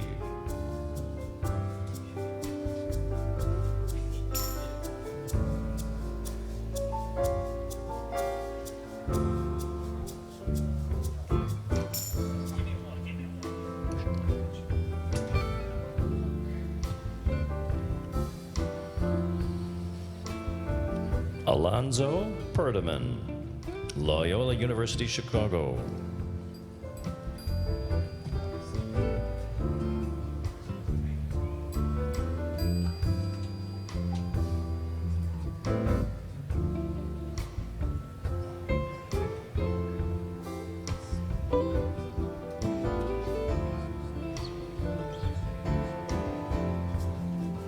Michael Perdaman, Loyola University, Chicago.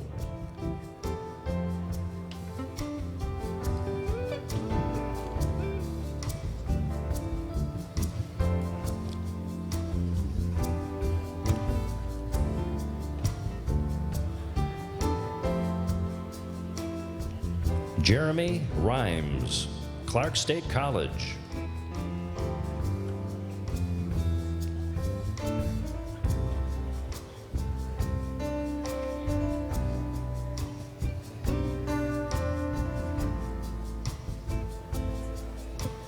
Alon Richardson, Indiana State University.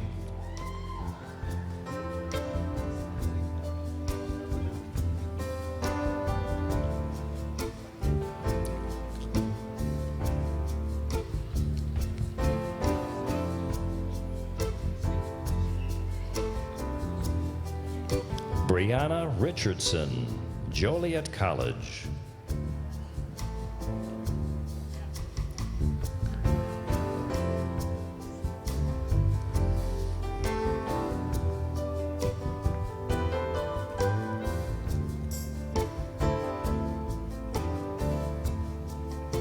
Jessica Chanel Richardson, Cole College.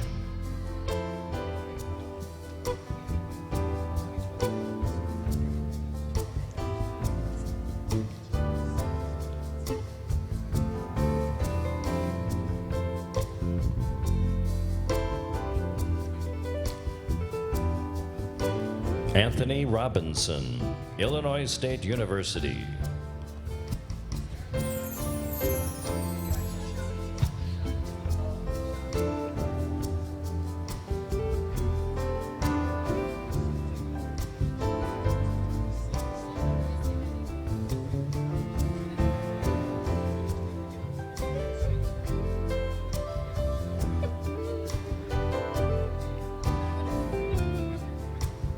Shantia Robinson, Illinois State University.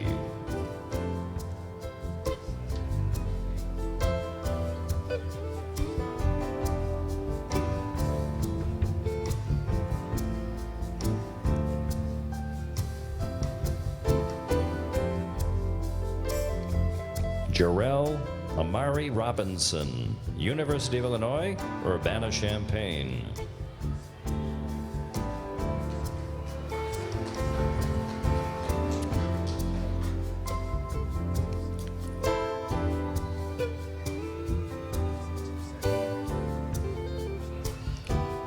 Roberto Rosas Jr., Roosevelt University.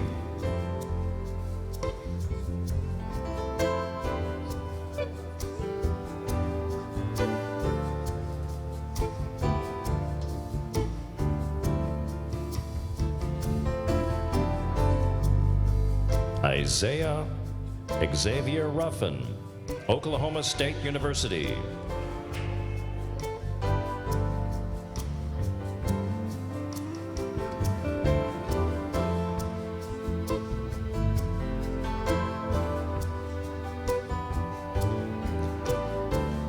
Norman Russell IV, North Carolina Wesleyan University.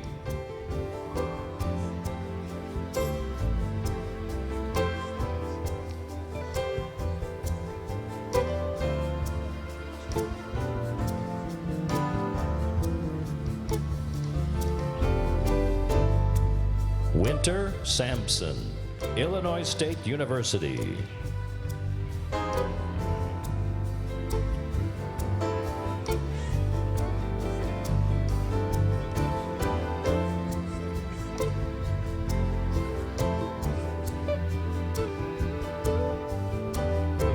Dariel Dominic Sherrod, Augustana College.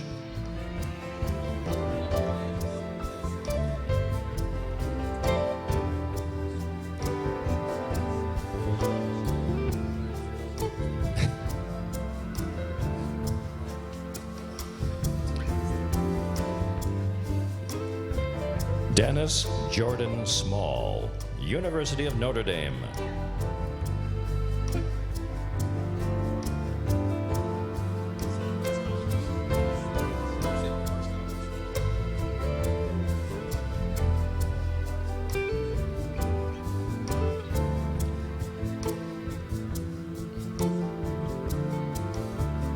Kendall Spinks, Iowa Wesleyan University.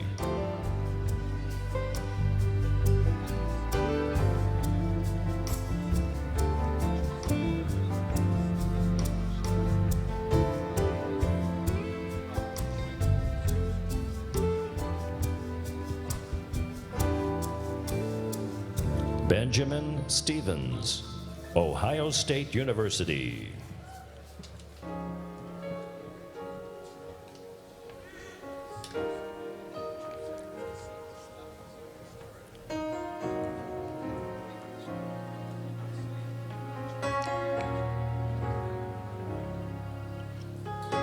Joseph Stewart, Southern Illinois University, Edwardsville.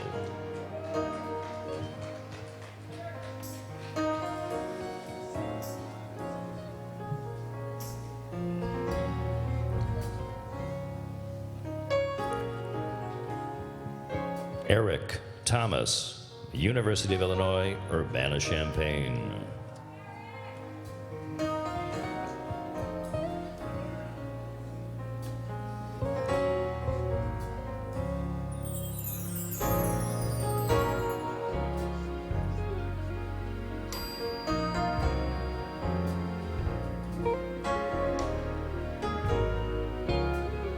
Matthew Thomas, Oklahoma State University.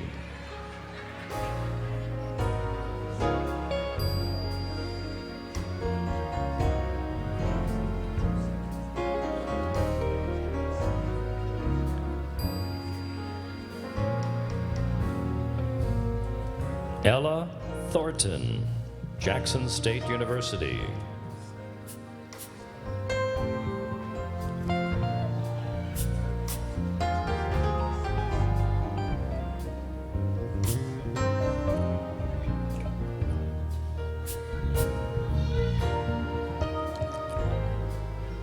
Jillian Thornton, University of Iowa.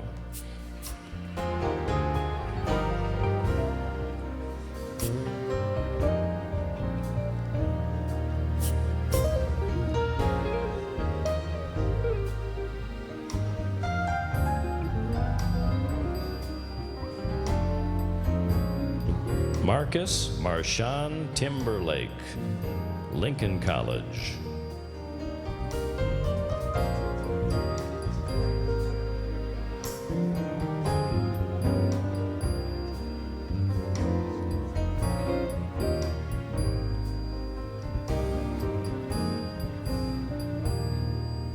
Rebecca Tipton, Vincennes University.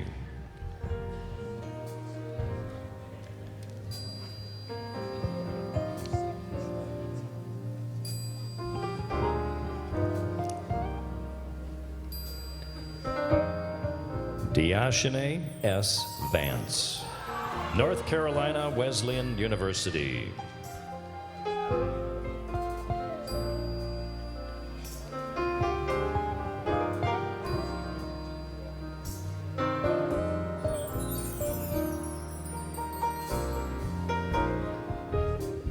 Kyra Vassar, Tuskegee University.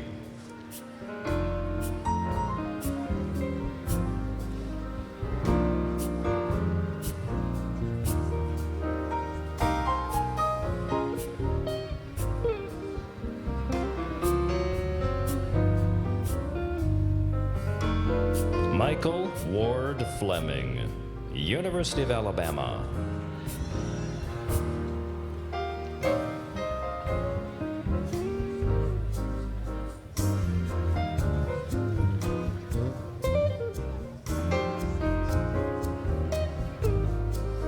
Jeremy Washington, Indiana State University.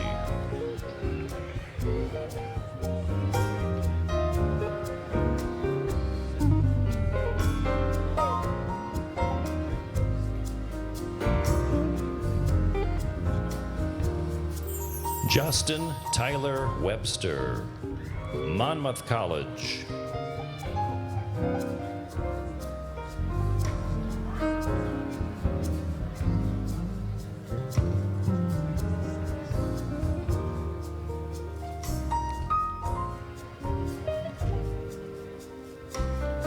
Kaylin Dejay Whiteside, Marquette University.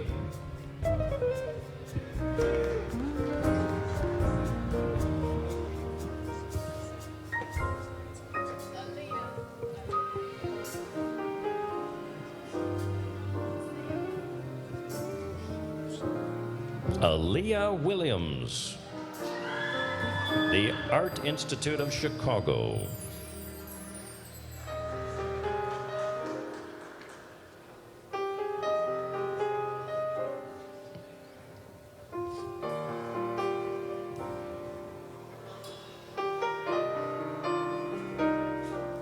Anita Williams,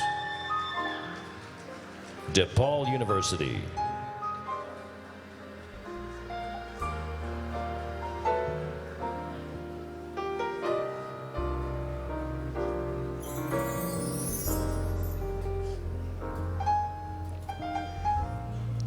Jacoby Williams, Southern Illinois University, Carbondale.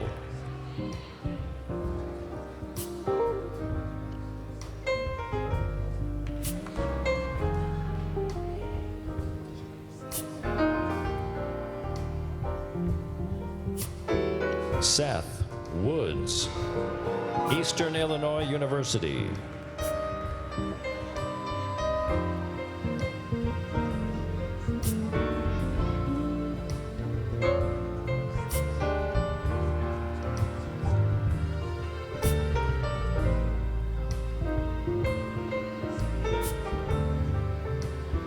Shane Woods, Purdue University, West Lafayette.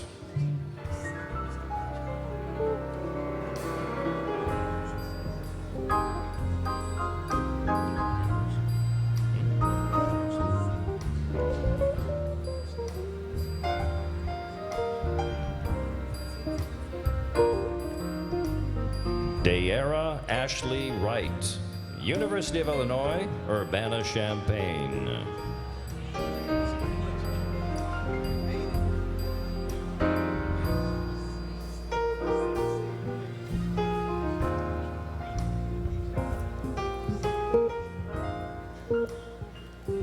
And David Micah Blutcher, Aurora University.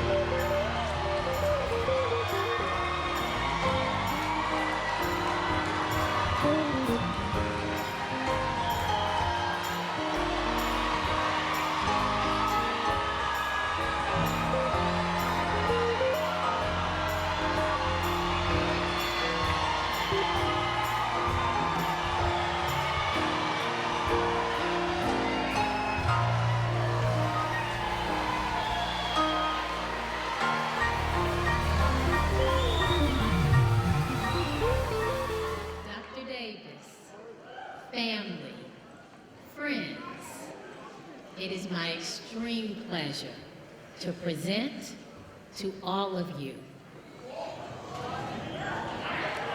the Southland College Prep Charter High School Class of 2015.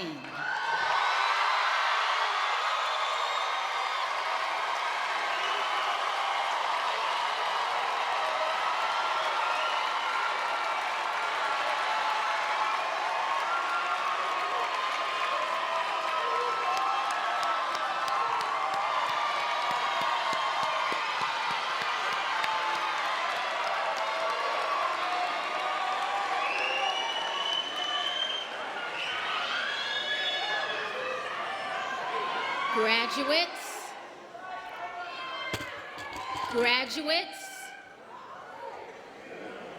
please be seated.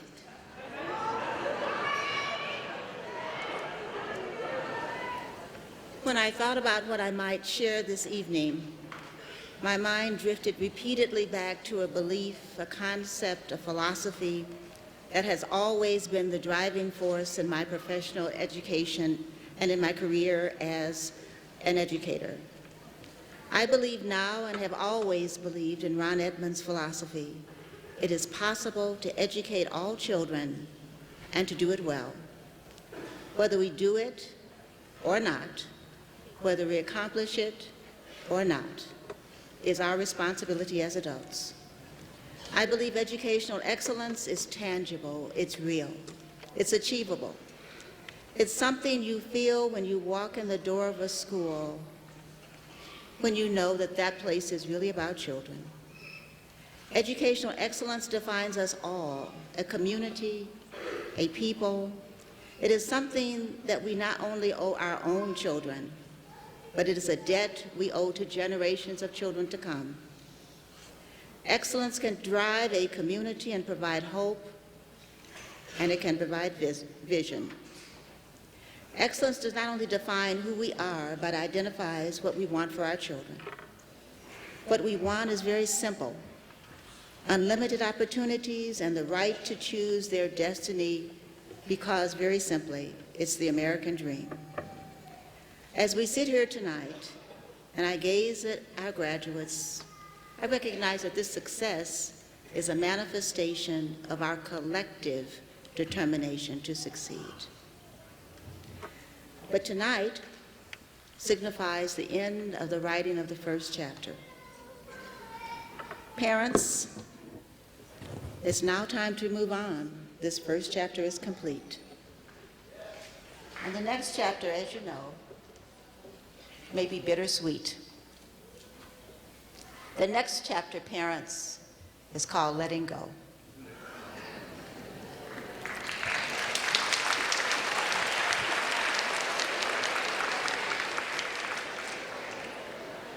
In this room, there is so much pride, there's so much love, but there's also a tension, because we know that at the conclusion of this summer, you're going to be making that trip.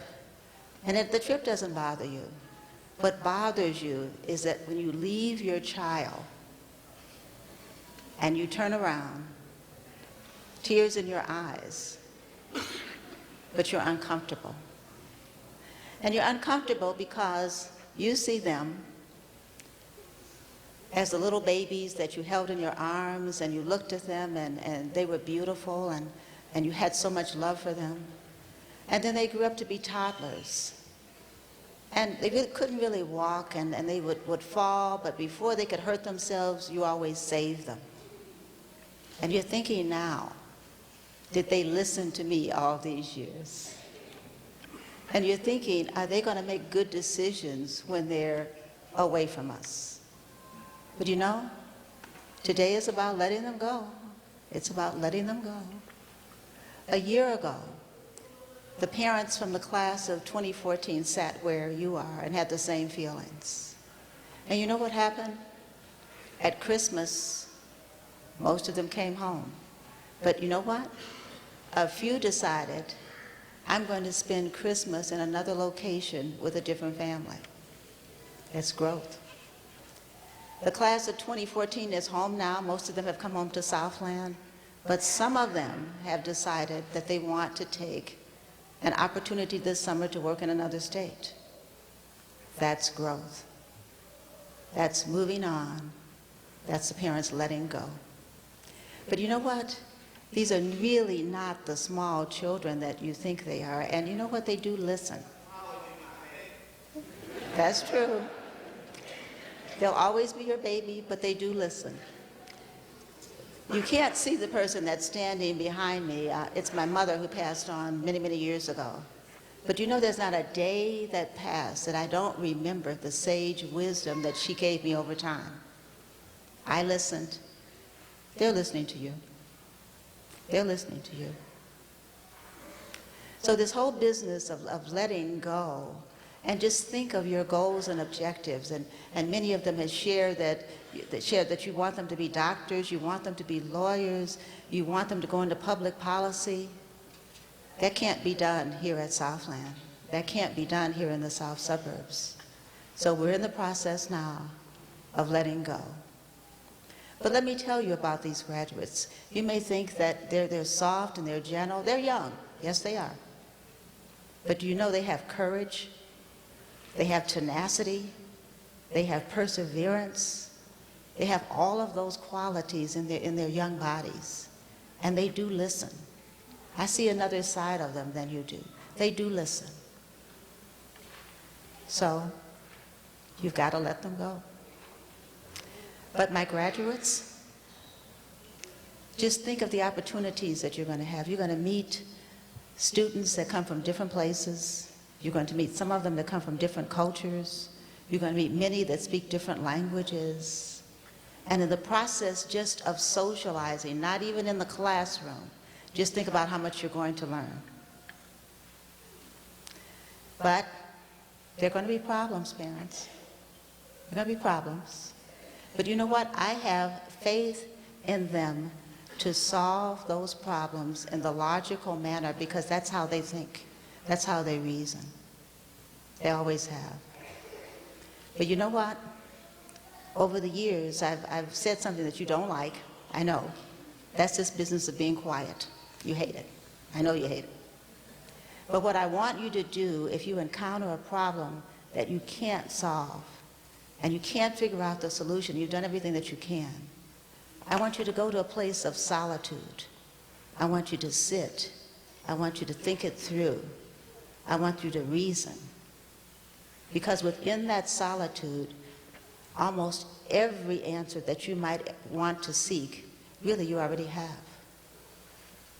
But while you're in that place of solitude, and I don't know, the morning may come and you still don't have the answer. Do you know what you do?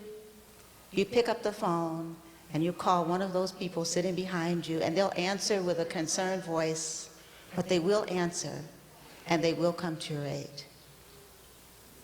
But the other thing that I want you to think about, we always talk about the Southland family. You understand that a family stays together. You've seen the class of 2014 come back. You've seen us reach out to them. And let me say about the class of 2014, and that's why I know you're prepared. Not one person has dropped out. Parents, let's give that a round of applause.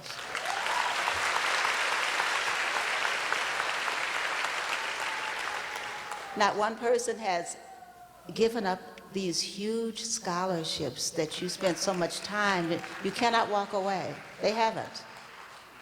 Now they've come back with a little bit of wisdom, a lot of stories. Some of them have a beard or a little mustache, but they've come back. And they've completed their freshman year. So if they've done that, then I have ultimate faith in your ability to do the same. But our commitment to you at Southland is that for the next 4 years, whenever you call, whenever you have a problem, we will answer. My personal commitment to you is that I will stick with you for the next 4 years. And whatever wisdom I might have, whatever influence I might have is yours. And together, the parents who are in the back, the community, our support for you, along with Southland, will never waver. Because if we are truly a family, then a family never separates, a family never turns their back, a family is always there, always. But you know what? Let me see a little smile on your face. I want to see that as a collective. I want to see a little smile on your face. Because you know what? I wish you so much joy. I wish you so much joy. I wish you happiness. I want the world to embrace you, and I want them to feel the strength that I feel. I want them to get to know you as we do. I want them to realize that you have just a bright, bright future, and I want the world to respond to you. I want that for you. But that's what I feel on one level, what I feel in my heart, what I feel in my soul, and what I'm saying to you now. Yes, I want you to be successful. Yes, I want you to be happy. But I do want you to put a smile on your face, and I absolutely hope that you dance.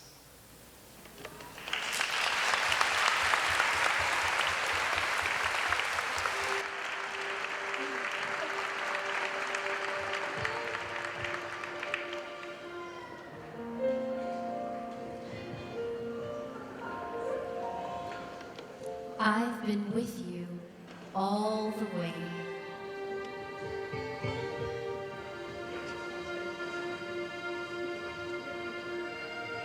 Now,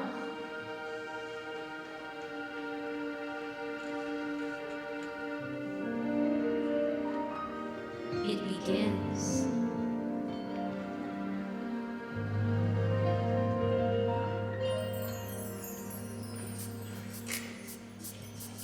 I hope you never lose your sense of wonder. You give your fill to eat, but always keep that hunger. May you never take one single breath for granted. God forbid love ever leave you empty-handed. I hope you still feel small when you stand beside the ocean. Whenever one door closes, I hope one more opens. Promise me that you'll give faith a fighting chance. And when you get the choice to sit it out or dance, I hope you dance. I hope you dance. I hope you never fear those mountains in the distance, and you never settle for the path of least resistance. Living might mean taking chances, but they're worth taking. Loving might be a mistake, but it's worth making. Oh, and don't let some heaven heart leave you bitter. When you come close to selling out, reconsider.